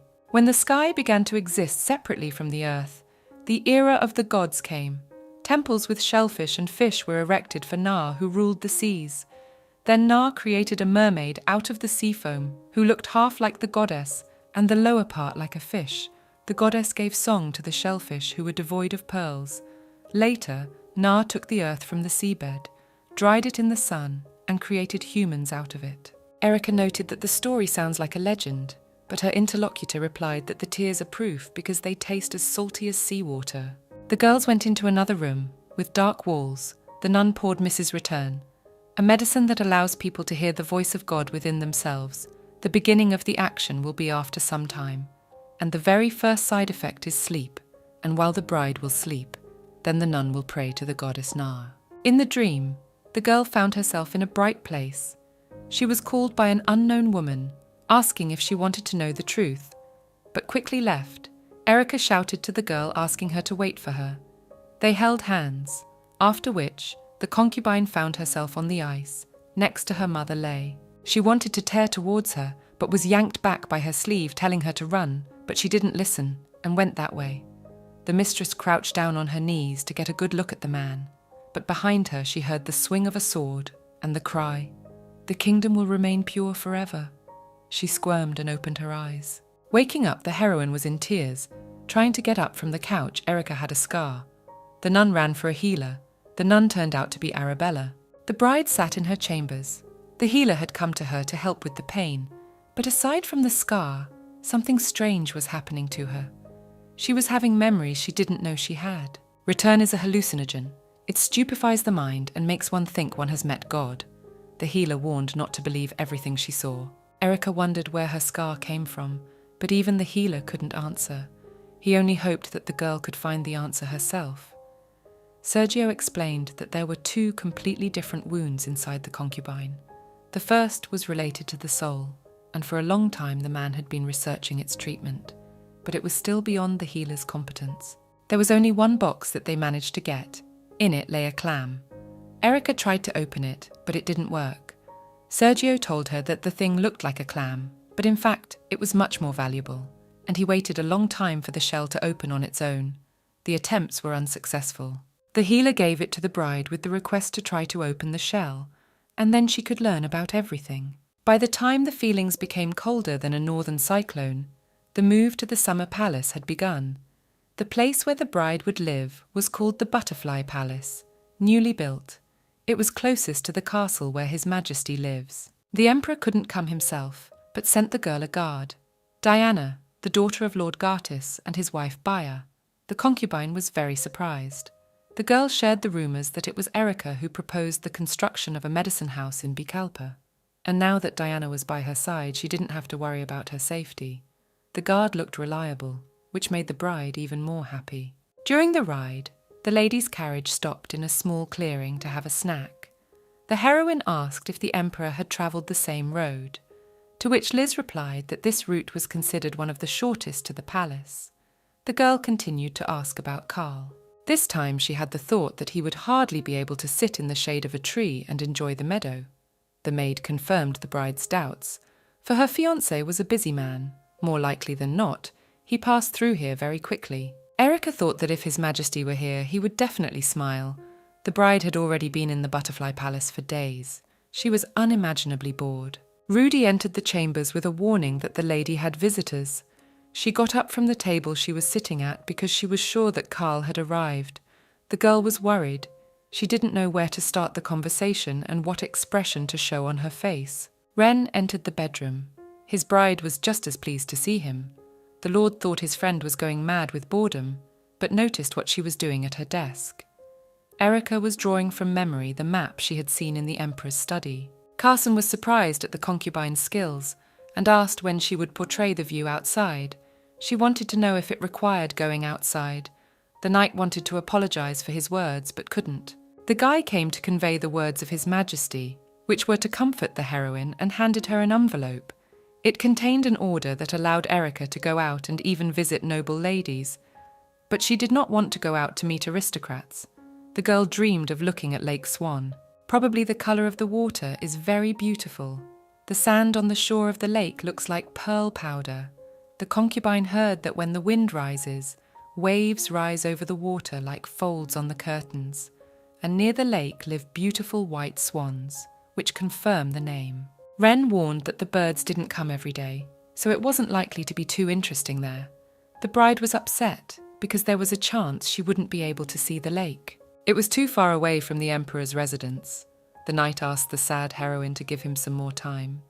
He wanted to show the thing that Erica had to like. The friends were walking through the woods. The bride was on horseback, Lord Carson leading the animal beside her. The concubine was already in great excitement, though they had not even reached the right place yet. It was a pleasure to walk along the path, admiring the manicured trees and blooming flowers. Travelling on horseback was much more fun than in a carriage. Ren warned that now they would have to walk. The girl wanted to show a trick, and deftly jumped from the saddle to the ground, which scared the guy because she could hurt herself. But everything was fine. This forest is between the Emperor's summer residence and the Butterfly Palace. If it wasn't for the trees, they could see the summer palace. After a couple minutes, the friends arrived at the right place. The bride was surprised at what she saw. In front of Erica was a tree dotted with brightly coloured flowers, but it turned out that these flowers were not blooming on the tree, but it was campsis, a plant that had entangled the tree and begun to bloom. The girl noticed that the guy's face burned in the sun. He explained that it always happens in the summer. The concubine said that in the north, so that the skin does not burn, they apply the fat of a sea lion, so it was worth finding a couple of seals and make a cream from them. In addition to the cream, we need to find Ren a wife to smear on his face. Erica laughed. The commander did not understand what this was about. The bride said that in her homeland, only the wife can smear fat on the hunter when he goes hunting. The guy decided that a wife is something unattainable for him because he has no fiancé due to the fact that he is practicing self-discipline. The commander noticed the concubine had a flower on her dress and removed it. Carl sat in his study, angry again at the fact that Erica had not sent him a single letter, for he had provided her with the finest palace for lodging. Casade alerted that the artists had arrived. They entered the room. The emperor thanked them for coming, began to tell them that only one of these outstanding artists would be able to take a place on the staff of court painters, and as an entrance test, one would have to paint the butterfly palace. If all goes well, it would be nice if the bride, after successfully completing the test, would become their model. His Majesty looked out the window, full of hope that the concubine would deign to visit her fiancé. After standing for a while, he decided to go outside for some air. Carl was walking through the forest when he spotted Erica along with Ren. The knight greeted His Majesty. The girl turned around in surprise. The emperor blushed and didn't say a word. The bride kept calling him. He couldn't stand it and yelled at her to stop doing that, not understanding what friends forgot in that place. Ren explained that since His Majesty liked the place, Lady Kor would definitely not be indifferent. Carl noticed that the girl was doing well.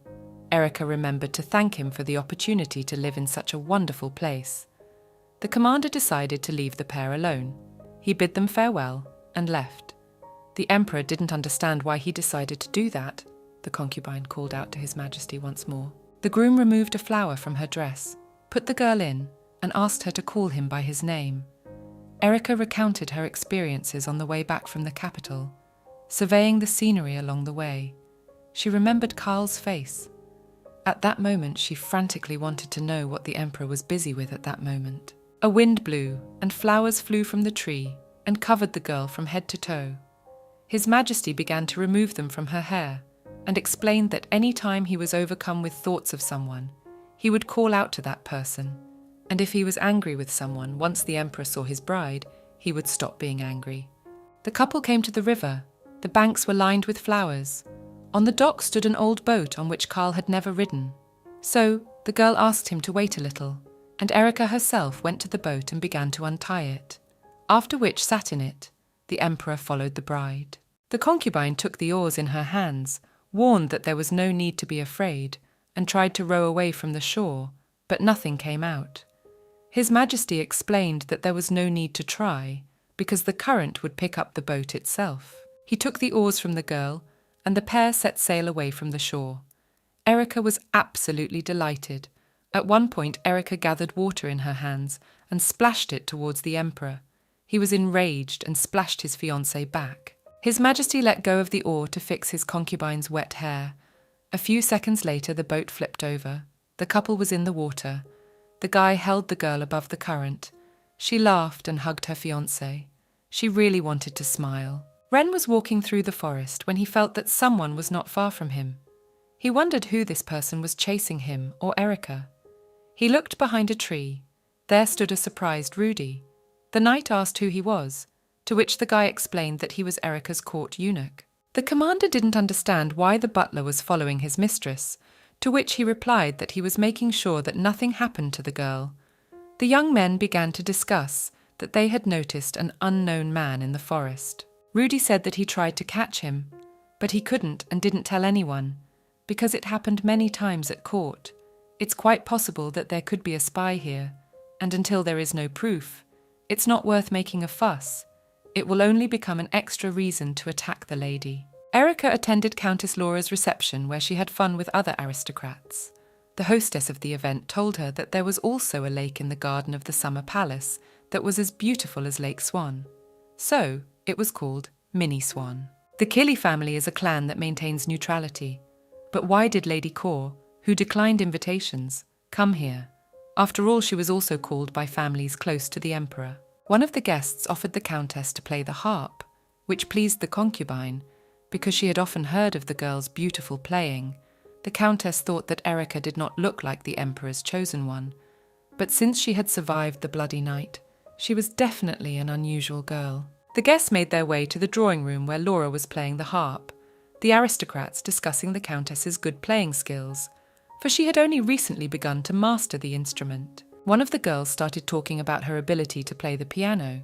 Erica wanted to hear it too, to which she received an invitation to the girl's estate, to which she agreed, boasting of her official permission from the emperor to walk around. Lately, the bride's throat had been getting scratchy. She suspected she might have a summer cold. After all, she had fallen in the water a few days ago. An unknown woman appeared on the other side of the room. She nodded her head. Erica thought the girl was calling her to follow her, so she got up and followed her. The bride approached her and asked her what she wanted from her, to which she asked to see her hand, saying she had come at the request of Mistress Arabella, grabbed the concubine's hand and examined the palm. The girl noticed some dots on her arm. The unknown woman warned that it was undesirable for Erica to become a Gwibi, for after her marriage, Arabella would have to become a Hwanbi. She noticed that Madame's throat had been bothering her lately, which could be a symptom of poisoning, so they would inspect the entire butterfly palace, even though the palace had been inspected before arriving and had recently increased security. The unknown woman warned the lady that there might be an extremely poisonous snake somewhere around here. After saying that, she decided that her mission was over, so she needed to go. Hayden looked at Lady Kaur's hands, where black dots were appearing. Most likely the poison was in the candle wax. Somewhere there was a powder of poisonous herbs or a harmful mineral. Liz wondered how the unknowns could have done such a thing, with all the inventory in the locked pantry, and Rudy decided that he needed to be much more careful not to let it happen again. Diana sat on her knees in front of Erica and began to apologize for what had happened. Believing that she was responsible for poisoning her mistress, she was determined that she would find the culprit and cut off his hands to bring them to her fiancé, which frightened the others. They began to dissuade her from doing so. The maid asked the guard to bring the guardsman to make a formal complaint to the Imperial Guard. Since they had proof, the eunuch suggested continuing the search. After all, there was a chance of discovering something else. Liz offered her mistress to drink tea to get the poison out of her system and worried about her mistress's condition. After Lebra's words, Erica said that everything was fine, and it was even good that the girl was being straightforward, and remembered her words that Arabella should become a Hwanbi. So she had a question. Why wouldn't Claudel and Arabella become Hwanbi? The maid explained that Lady Arabella came from the noble Asante family. Like Cornelia, they had been prepared from childhood to become Hwanbi.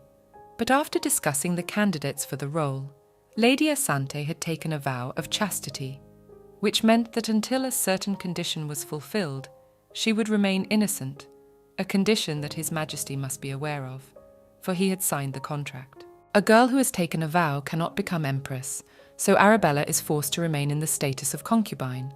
Claudel does not rise in her status because her family has a bad reputation. They got rich by engaging in the slave trade. A long time ago, Fried Tubo sailed under a pirate flag and plundered the islands he encountered. He kidnapped the locals and then sold them. Even though the slave trade is now vetoed, people are still sold on the black market because the mines and farms still need labour. Until the demand subsides, this vicious cycle will continue. There was a war where Lancia, vulnerable in battles at sea, but remained a major power. On the other side, Rapica was an island kingdom of small area, but with a good navy. So, it was impossible to say who would win the war. Then Fried Thubo appeared and dedicated his sails to the ruler of Lancia Blake, thus contributing to the battle. There were two reasons for the outrage of the Thubo family: the slave trade and the terrible act of Fried himself, because this man swore allegiance to His Majesty Blake and under his name led a pirate fleet to Rapica. It is not known exactly, but it is likely that it was Fried Thubo who achieved the surrender of Rapica. Thubo took the Rapica princess Afrii hostage, and by threats forced the queen to drown herself in the sea. His Majesty Blake, a man who valued honour, he recognised Freed's merit and gave him one last chance. If he did not leave the slave trade and repent of all his sins, he would be demoted. But Tayubo rejected the offer, saying that he would not stop the trade and did not regret what he had done. His Majesty rejected Fried Tayubo for a long time. Then he offered a deal.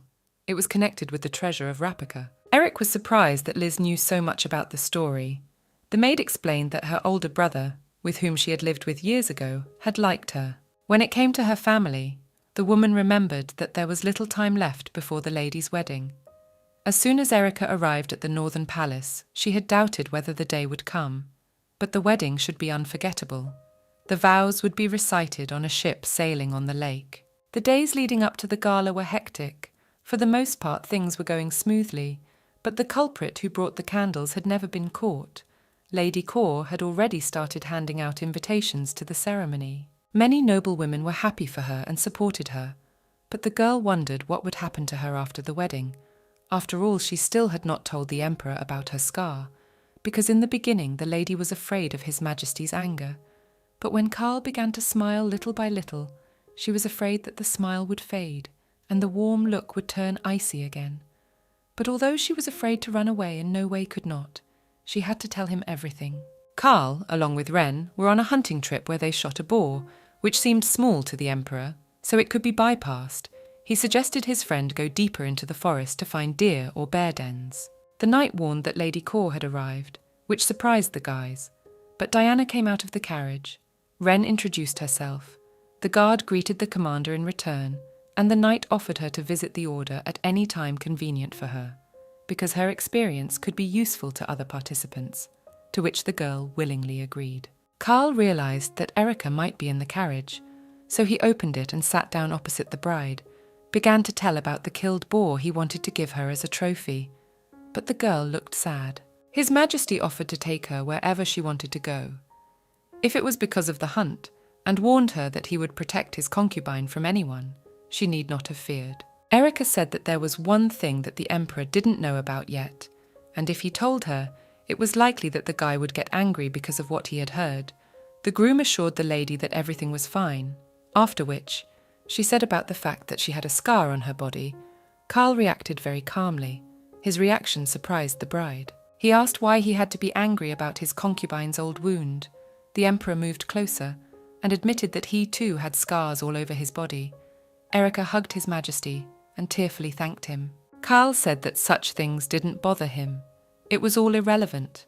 The guy was only worried about the couple's wedding tomorrow and asked the girl to stop crying so that the ceremony wouldn't look funny because of the bride's puffy eyes. The Emperor said that his grandmother had given the concubine a gift. Apparently she was very saddened by the fact that she would not be able to attend the ceremony. The couple got out of the carriage where Saul's horse stood. Erica missed her so much, she was excited and went over to pet the animal. Karl offered to walk around the area a bit, which the mistress gladly agreed to. The girl admitted that she felt strange about the approaching wedding, because she did not fully realise that it was her who was getting married. The groom warned that all the basic preparations had already been completed, so it was definitely not worth worrying. He offered to go back to the camp to drink cold champagne. He offered his bride his hand to let her down from the horse, but was refused because the girl could get down from it herself. Erica grabbed the animal's mane with her hands, but suddenly felt pain in her hands. She looked at them and saw blood on her palms. Karl felt that something was wrong and called out to the girl. The concubine looked at him, but everything blurred in her eyes, and she fell right into the hands of the young man. The Emperor took the bride to the healer, where the latter took a scalpel in his hands and was already bringing it to the infected palm of the lady. But His Majesty grabbed the hand with the medical instrument, not understanding why the healer was going to make an incision on the girl's hand, to which he received an explanation that it was necessary to remove the poison from the body. Erica looked very pale. Sergio walked over to her and touched her forehead, asking how long she had been in this state. Karl told him that less than an hour ago the girl had passed out, when she got off her horse and pricked herself on a needle in her mane. The concubine's condition was extremely serious. The healer had never encountered such poison. This phrase made the groom angry. He began to threaten that if Sergio could not save the bride, Everyone in this room would lose their heads to his sword. Sergio bowed and replied that if the lady of the Northern Palace died, he was willing to atone for her death with his blood, because he had already lived enough. The emperor was upset, because not long ago he had promised to protect her. Sergio thought that after the lady's death, His Majesty would go mad with grief, and even if they cut off the head of the healer, nothing would change, and there was a possibility that Karl would go mad. What would happen to the empire then, and what future would await the imperial family? In the old man's opinion, the Lord will make a real bloodbath. Then it will be impossible to keep the throne. The healer promised to keep Lady Kor alive, and thought about how long ago the emperor had such deep feelings. Diana blamed herself for Mistress's condition. Ren also blamed his carelessness for what happened. Unexpectedly, Hadin said that it was the poison crystal spider that his mummy Zatu created. Rudy asked the boy to repeat again. The crystal spider does not kill its prey, but paralyzes it to feed its cubs with live flesh. Its body temperature drops, and the victim falls into anabiosis. Even when the spiders start eating the flesh alive, it feels nothing. The spider has a strong venom, but if exposed to it, the poisoned component is neutralized. Zatu's mommy has been looking for a remedy that would maintain this effect for a sufficient amount of time for a long time, and if she found one. Hadin said that the crystal spider's ovaries must contain an antidote. The insect lays its eggs before winter begins. Ren interrupted the boy by asking where to find Zatu's mother. The child replied that she did not prepare antidotes, but Mama Arfa could help with that. People often came to her and called Sweet Arfa of Shamvi. No one had heard of Shamvi before. Hadin explained to the elders that Shamvi was not a village or town. They wouldn't be able to find antidotes there. Rudy remembered hearing something similar called Shamvi Violet. The commander ordered to find the place and send knights there. The eunuch remembered that Shamvi was the name of a brothel. Erica still hadn't come to her senses. Karl had been by her side the whole time. Liz entered the chambers with information about the antidote, warning that Lord Carson had already gone to the capital to look for it. The Emperor took the girl's hand and realized that her body temperature kept dropping. Then he took off his shirt, covered his bride with it, and lay down next to her, asking her not to die, and kissed her forehead. Ren arrived at the right place, wondering where the legacy of the ancient dynasty was being sold at exorbitant prices. Masked men were everywhere. Diana stepped out of the carriage. The commander asked her to behave casually. Hayden tugged at the knight's clothes and began whispering something about the lovely harp in his ear. A guy came out of the building and greeted them with loud speeches. Ren immediately said that they had come in search of the lovely harp. The unknown man replied that the company had come to the right place and asked them to follow him. The four followed the guy. After a few minutes they arrived at the right place. The young man opened the door a little and noticed a lot of herbs on the shelves of the room and realized they were in the right place. As soon as they walked in, Hayden immediately rushed into his mother's arms. The girl was happy to see him. Ren greeted Arthur and said he needed an antidote. The child explained to his mother that Zarthu had poisoned Lady Erica with the poison of the crystal spider. This worried Arthur a little. The gypsy gave the commander 2 vials. The brown one had an antidote, and the green one had a medicine that was supposed to bring the body back to life, and if they did the right thing with these liquids, the girl would wake up. Ren thanked Arthur. The mother patted her son on the head and praised him for his courage. The knight asked if the gypsy woman was his mother, to which he learned that she was not his biological parent, but still considered her son. Gypsy women sought out and trained talented children to carry on their work. Hadin was the youngest of all but had very good skills. But due to his age, the boy did not realize what he was doing. Harp was going to make the child her apprentice. The least she had to do was give up working with poisons. Zarthu also wanted Hadin as her apprentice. The woman was practically obsessed with him, and she had no choice. Ren shouted at the girl because he thought she was responsible for the boy falling into the hands of the slave traders, but Harp explained that it would be hard for the boy to understand her intentions. Gypsies took a dark path. They used to be just wanderers looking for paradise on earth. But when potions became famous, the wandering ended. They began to create strong poisons, accumulating wealth after selling them, because of which they became known as Gypsy Mui. The knight thought that the poisons in their recipe were incredibly expensive, so the Mui were hiding in a neighborhood in the heart of the capital. Harp went on, and said that Zatu hadn't found Hardin because he was in the emperor's palace. Ren thanked the sorceress for her help and hurried back to the palace. The gypsy woman did not ask for any payment. Instead, she warned that the potions were not in her possession by accident, and if Zatu had secretly sold the poison, she had gotten the antidote made by Harp along with it. The sale of poison along with the antidote was sold together if the intent was not to kill, but simply to intimidate, warn, or want to buy time. Diana remembered tomorrow's wedding and thought of someone poisoning Erica to postpone the wedding. Harp warned that they should forget everything that happened today and act in secret, so that next time no one would use a poison that could not be neutralized. After all, the people who came to see her came back very often. Sometimes they asked her for advice. Sometimes they asked for new essences. Ren promised that he would do everything he could to get the gypsy to meet with Hardin again. But the girl warned him not to do so, for Zatu might find out about it, and meetings were best avoided. Arthur handed her son some sack and kissed him goodbye. Unknown people entered the building. The gypsy woman warned that she had guests, but among them was Zartu, who began to accuse Arthur of betrayal and demanded to give up Hardin. Diana realized that this same girl had sold the poison to someone, so she demanded in return that she tell them who the buyer was. One of the attendants began to flirt with the guard, to which he received in return only a blow from the girl. The gypsy ordered to grab the child. Diana drew her sword and wounded Zartu's hand. Ren also prepared to defend himself. Shouting to Arthur that they should hide, the girl called them after her. They went out through the back door, but there they were intercepted by an unknown man, who led the company to the gypsy woman and seized Hardin. Zatu thought this child was the future of their clan. The mother began to plead with Isaac to not allow the boy the life they were living. The boy kept saying that Harp had betrayed their clan, and she had a chance to be a slave again, to live like their ancestors and live like the clans unprotected. He reminded her how they dealt with traitors. Rudy stood behind Isaac with a knife in his hand. Hayden fell unconscious. Smoke enveloped the room. The fire started. Harp led the others to get him out, taking the boy in her arms and handing him to Ren to take care of.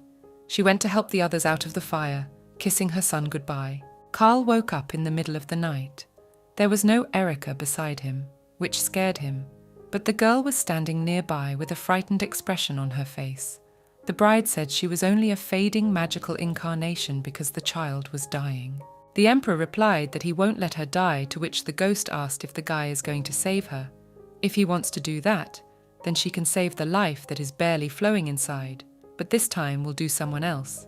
It's the people who are worried about her, and they are on their way here for rescue. His Majesty rejoiced that the antidote had been found, while the incarnation continued to ask why the young man was fighting for the girl's life, for she knew that Erica must die at his hands. Carl became angry and asked the spirit to be silent. He demanded that the evil entity leave the bride's body, deeming it nonsense that his concubine died because of him. The ghost replied that he couldn't do that, because it was a curse that took her life, and if nothing was done, the guy's hands would be stained with blood. The emperor hugged the girl and said that none of this would come true, Erica continued. She said that Carl was not a sacrificial lamb, but magic would touch him too, and the only thing that mattered was that when the wish came true, she would have to take away one thing that was important to him, because the contract was already made. His Majesty became even more angry, believing that every word she said was nonsense, demanded that the evil spirit come out of the girl's body. After these words, the concubine fell on the bed. The emperor began to feel like he was going mad. He got out of bed and walked to the windowsill where tears were on it. The guy was surprised that he was able to let himself cry. The eunuch called out to His Majesty, saying that Commander Ren Carson had gotten the antidote and had returned. The day of the wedding came, but Erica had not fully recovered. Though she had taken her medicine, Liz told the healer that not all the guests knew what had happened. But Lady Grimple had explained it all to them and was escorting them back. Ren offered to hurry to get things in order, then was going to help. Hayden asked about Mother Harp. The knight said the fire was spreading too fast. The fire had managed to be put out, but they couldn't find anyone in the basement. The child cried and went outside, calling for Erica and his mum. He remembered the gypsy woman's song about the trip to Avalium of the little bugs, and with their tiny wings they could fly anywhere. The boy was singing a song, choking back tears, When someone behind him continued to sing it, he turned around to see who it was and saw a girl. Hadin asked who she was. The unknown only asked him to continue the song and explained that they called this place Erzalem. The boy sat down on the grass. They continued singing. Selina asked how he knew the song, and the child told him that Mother Harp had taught him. The girl was about to leave, but Hadin asked her not to. She turned around asking what he wanted from her. The boy only questioned where she was going. Celine said she had a few things to do, and they would meet again, and said goodbye. When the maid entered Claudel's bedroom, the mistress asked what outfit she should choose, but made the choice herself. The girl moved closer to Selene and whispered in her ear that they were going to admire the magnificent fireworks tonight, so she should have changed her clothes because they already had to leave for the banquet. The maid thought of Hadin, wondering where Avilium, their homeland, was, in search of which the family continued to travel, and there were almost no places left where the clan's foot had not set foot. Erica continued to sleep as Carl stroked her face, asking about his bride's condition. He warned that there was nothing to worry about, and she should just get a good night's rest. If anything was needed, he would get whatever the girl asked for. She asked the groom to call her by name. He gladly did so, and kept stroking the concubine's face. The girl was surprised. He touched her forehead to check her temperature. It seemed to him that the bride had fever. Embarrassed, Erica asked the groom to stop behaving like that. He hugged her and asked her to open her eyes. The concubine regretted that the wedding did not take place. Carl reassured her, saying that they would choose another day, and it was more important to him that he could hug the girl now, and asked her to be careful. Erica stroked her fiancé's cheek and promised that she would be more careful from now on. The couple kissed. Arabella was on her way back to the lakeside when Lady Grimple spoke of the bride and her condition, which had improved after the antidote. At Viscount Norbert's suggestion, they all decided to light lanterns and offer prayers for the lady's recovery, and the goddess would answer their prayers. Claudel arrived at the scene of the ceremony and was surprised by Lady Asante's visit. She condemned Lady Thubolt for being in good spirits when Erica was in such a terrible condition. But the girl was not deterred, for the nobleman offered prayers for the health of the mistress of the Northern Palace. Arabella shouted to her concubine to go back to her room, which made the girl laugh, saying that no one had the right to tell her what to do but His Majesty. The night that day was lovely. The moon sparkled silver in the clear sky. 2 red stars could be seen in the sky, and the wedding must have been beautiful if it had taken place. Claudel told Lady Asante to listen carefully. She began to talk about not touching the girl only because of her funny promise, and she should have kept her vow properly. After all, the Emperor belonged only to Lady Thubolt, and she was the first to find him and love him the longest. One day besides her, the groom would have no one left. Only then would he realize the love of a concubine. Erica looked at the bag of Hadin's herb that was not poisonous. It was simply chopped and dried. The bride offered to show it to Mr. Sergio, because the boy's mother wanted her gift to help those in need as soon as possible. The girl hugged the child and praised and tickled him. Liz went into the bedroom and started screaming for the mistress to stop behaving like that. Gave her medicine and letters. One of them was sent by Roel. The guy wrote that the Butterfly Palace was a dangerous place, but the most dangerous was to be near the Emperor, and those who harboured a grudge against the concubine would use the moment of weakness. He really wanted to be near the girl at that moment, but he couldn't leave the residence. He warned that Arabella could be trusted. She would be able to help the bride. Erica asked Liz to help her drive to a place. After reading the letter, Carl came to the bride, kissed her hand, and asked how she was feeling. In turn, the girl offered to have a cup of tea in the living room. The couple embraced. The guy admitted that he missed his concubine, although they saw each other in the morning. The heroine took the groom's cheeks, but he did not like it. He thought that he was treated like a child, although he behaved exactly the same. Without saying a word, the Emperor pulled Erica to him and kissed her forehead. The lady said that she would have to leave for a while, but her fiancé did not want to let her go, because in the Butterfly Palace the girl had nothing to be afraid of. But she remembered Arabella and said that she could not stay here. The concubine recalled Patricia's death in the Northern Palace. There were rumours that the maid was the victim of a conspiracy against her. The guy was angry at everyone but his fiancée and didn't want to let the girl leave.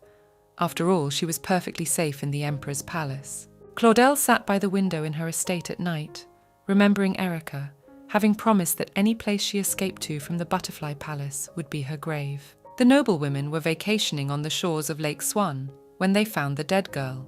The assistant in Carla's office was recounting what had happened. The dead girl turned out to be a maid in the Butterfly Palace. A suicide note was found in her room, with many angry remarks against Lady Kaur. The Emperor was infuriated by this phrase. He thought the note was a fiction and a forgery, and even if it was true, the aristocracy and the public would by no means believe it. The butler said that after this incident, everyone would definitely remember Ayaraya, and despite the secrecy of the note, rumours that the mistress of the Northern Palace was the reincarnation of Ayaraya had already begun to spread. His Majesty thought Erica was quite different. A servant offered to personally present the bride to the mother dogs of Parliament to prove her innocence. Carl was angry. The groom said he would grant the demands of Parliament, but until the fuss died down, the girl would be away from the summer palace, and ordered the suicide note to be burned and no evidence of it to be found. Wren, along with Carl, went out to see the lady off. She kept assuring him that everything would be all right. The Emperor kissed the bride's hand, promising that they would definitely have a wedding when the girl returned. Erica got into the carriage and drove away. The knight said that the place where the concubine was sent was safe, so there was no need to worry. The bride was travelling with Arabella to Longbell Convent, where Lady Asante was when she was having a hard time. The heroine was introduced as the younger sister of the lady, so she should have come up with a different name. Erica said she would be called Maria from now on. Asante agreed. The nuns welcomed the girls with joy. Abbess Cerna greeted Maria with a hug. One of the abbess's attendants introduced herself. Her name was Mito, and the guests were given a tour of the monastery's surroundings and led into Arabella's bedroom. Mito told her that the building was built by the Asante family during the time the lady was staying here. Rika asked if Rudy could stay with her when she arrived. She was told that the eunuch would be housed separately, and there would be no problem with a place for him. The girl collapsed on her bed from exhaustion. She couldn't help feeling like she was back home, because the Imperial Palace and Butterfly Palace were too luxurious. She remembered Carla. The concubine blushed, noting that she had been thinking too much about His Majesty lately. The bride went out in the afternoon, because she had heard from Arabella that she was going to help with the work at the convent in the afternoon, and wanted to be useful too. Erica was asked to take the sheets off the rope for the nursing home, where Lady Asante would also be present. Mito, along with Maria, brought towels for the lady. In return, she asked for some boiling water to be brought, but the nun shouldn't have pushed herself too far. The concubine saw Arabella washing the old people and offered to help her instead of the nun.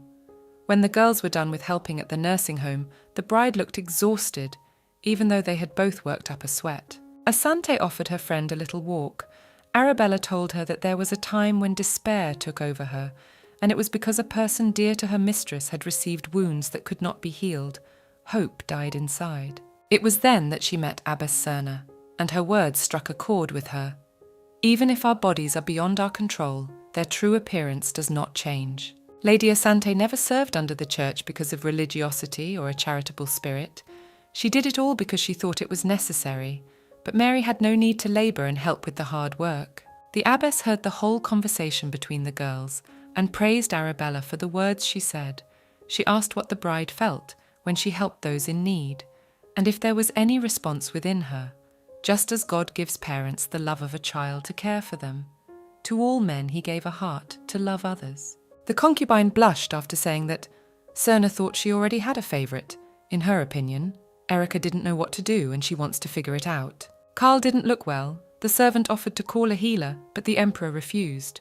His condition was such because he hadn't slept all night and asked to finish for now. His Majesty filled the glass with alcohol and then drank. He was only thinking about Eric. He had a feeling that everything would come to this. But then, there was a knock on the door. An artist came into the study to show one of the sketches. His name was Alonso. Carl thanked him for the painting, and the artist walked out.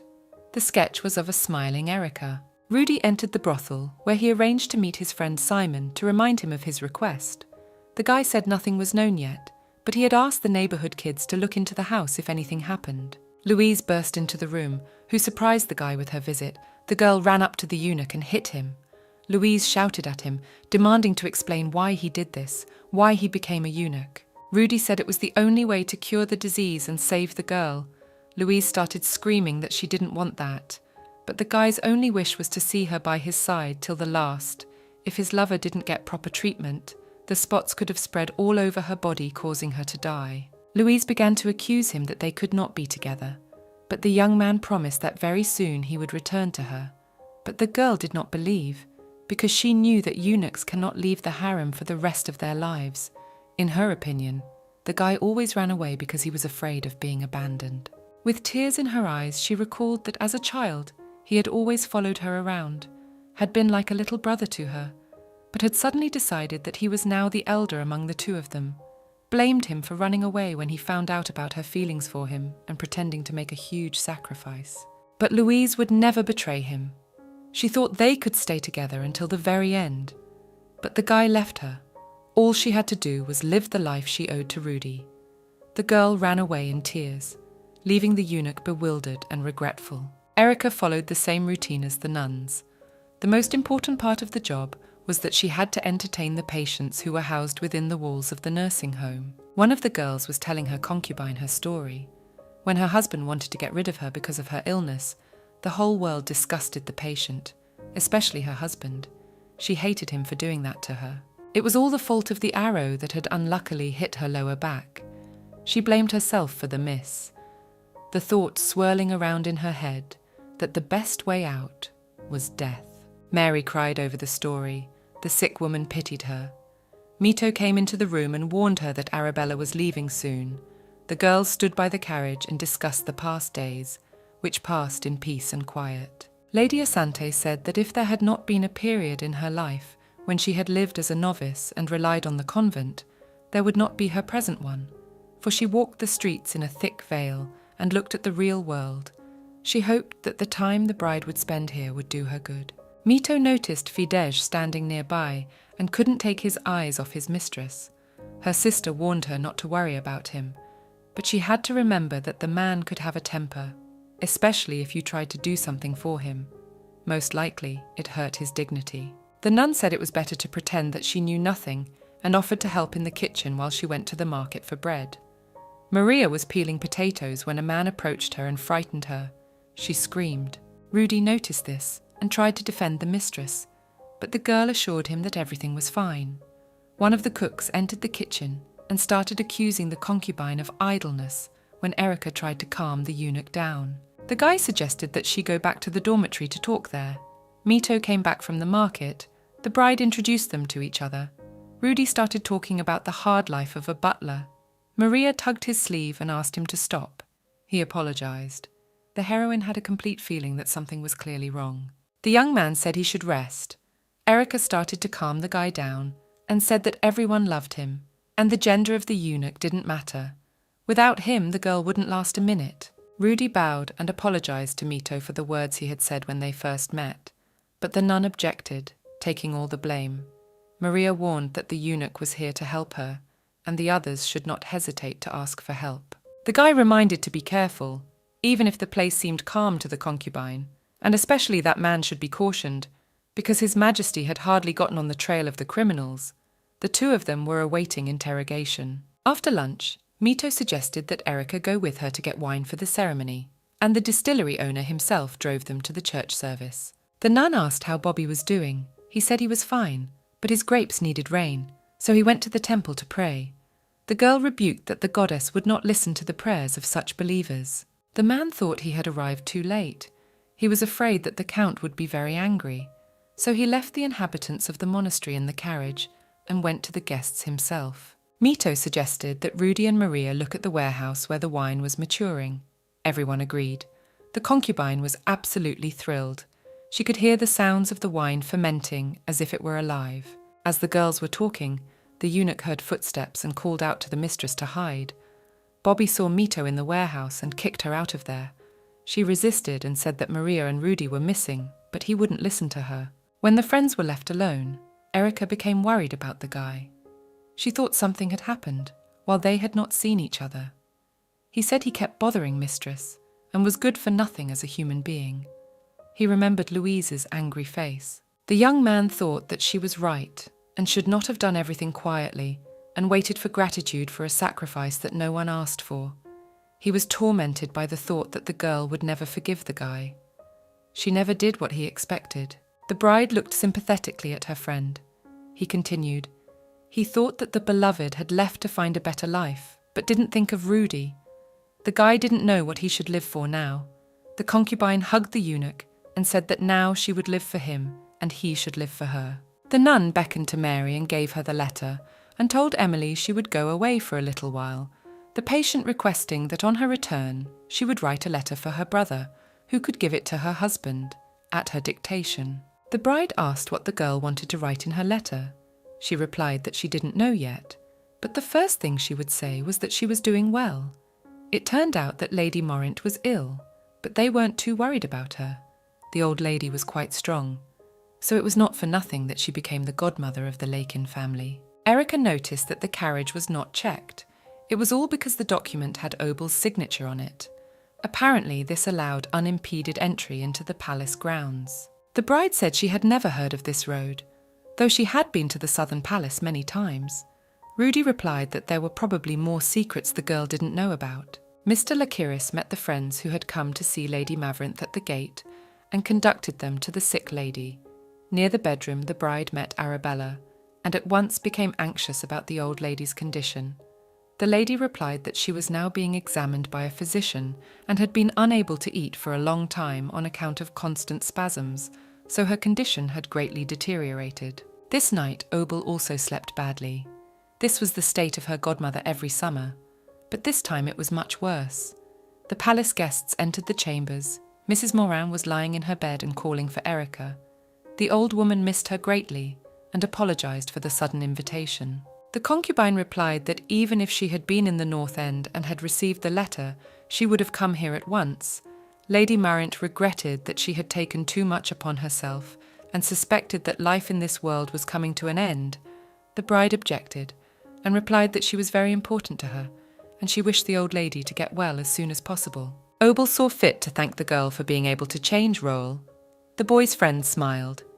Arabella said that the lady should rest to gain strength sooner, to which the lady agreed and once again apologized to Erica.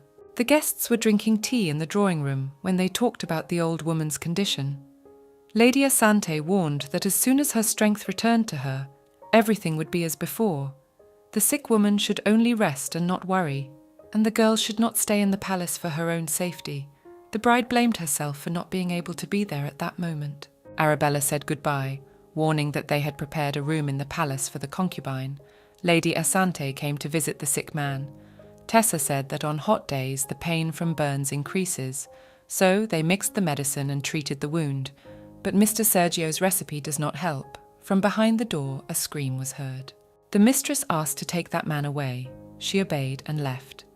At that time, the sick man came out. The girl ordered him to return to bed. The boy objected, answering her that he was tired of lying down, because he was allowed to get up only for medical procedures.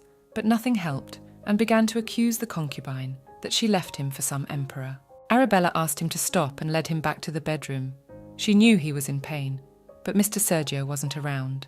Obel wasn't well either. He needed to be patient for a little while to definitely get better. The sick man stroked the girl's hair, with the words that she was only his, and he was not going to give her to anyone, to which Lady Asante replied that she would decide for herself where and with whom she would be. The lad was tormented by the thought of being robbed of all his accomplishments, the things that belonged to him, and the place where he belonged. He had only to cower like a mouse and keep silent. The mistress got up and was about to leave, but the sick man grabbed her hand, asking her not to leave and stay with him. The girl said she would go and get a bag of ice for compresses and come back. With tears in her eyes, Arabella took ice with tongs and applied it to the wounds of sleeping Seth. Erica was spending time in the garden. She was sad that she had no one to talk to because Rudy had gone to meet Mr. Rakaris, but she suddenly noticed Roel. She called out to the boy. He turned around and immediately hugged his fiancée. In the long time they hadn't seen each other, Lakiris Jr. had matured, but his smile was still the same. The friends admitted that they recently reminisced about the day they met. He asked about her well-being. because so much time had passed and many events had happened. He was worried about her. The bride told about the monastery, where she met many people from all over the world, and each of them had a different story. Roel told that when he was 8, his grandmother took him to the palace, where she constantly hid and followed orders. The boy, 11 years, did not leave the territory. He, like Erica, dreamed of leaving here to see the world. Rudy finally found the mistress and looked apprehensively at the girl's interlocutor. Both had a suspicious face. The eunuch grudgingly seated the concubine in the carriage. Roel went to the monastery instead. On the way to the church, they discussed the surroundings and how quickly the guy was able to get out of the palace. On the way, they stopped at the market to buy groceries. Lakin Jr. was surprised by the commoners, because according to his grandmother, they were all illiterate, greedy and rude to the rest of the people. Then the merchant treated him to an apricot, even though they didn't know each other. The guy saw some signboard and asked Erica to go in there. She agreed. The kind merchant showed them the mermaid's treasure, a relic of the ancient Panacea dynasty that can cure all diseases. Roel asked if he had been brought from Rapika, but the man immediately warned him that the name must not be spoken, or the mermaid would curse him. A couple of friends left the store. The guy took the girl by the hand. She immediately noticed that something was wrong. He simply replied that the mood had gone bad. Not long ago, his grandmother had allowed him to use the library and hired teachers. But Roel could only study what Lady Mavrinth allowed him, and the more he read, the more he realized that he knew nothing. Erica replied that his brother was the emperor, had a wonderful grandmother and lived in a beautiful palace. Would he need to know anything else? They had managed to get out of the castle, were in a wonderful place.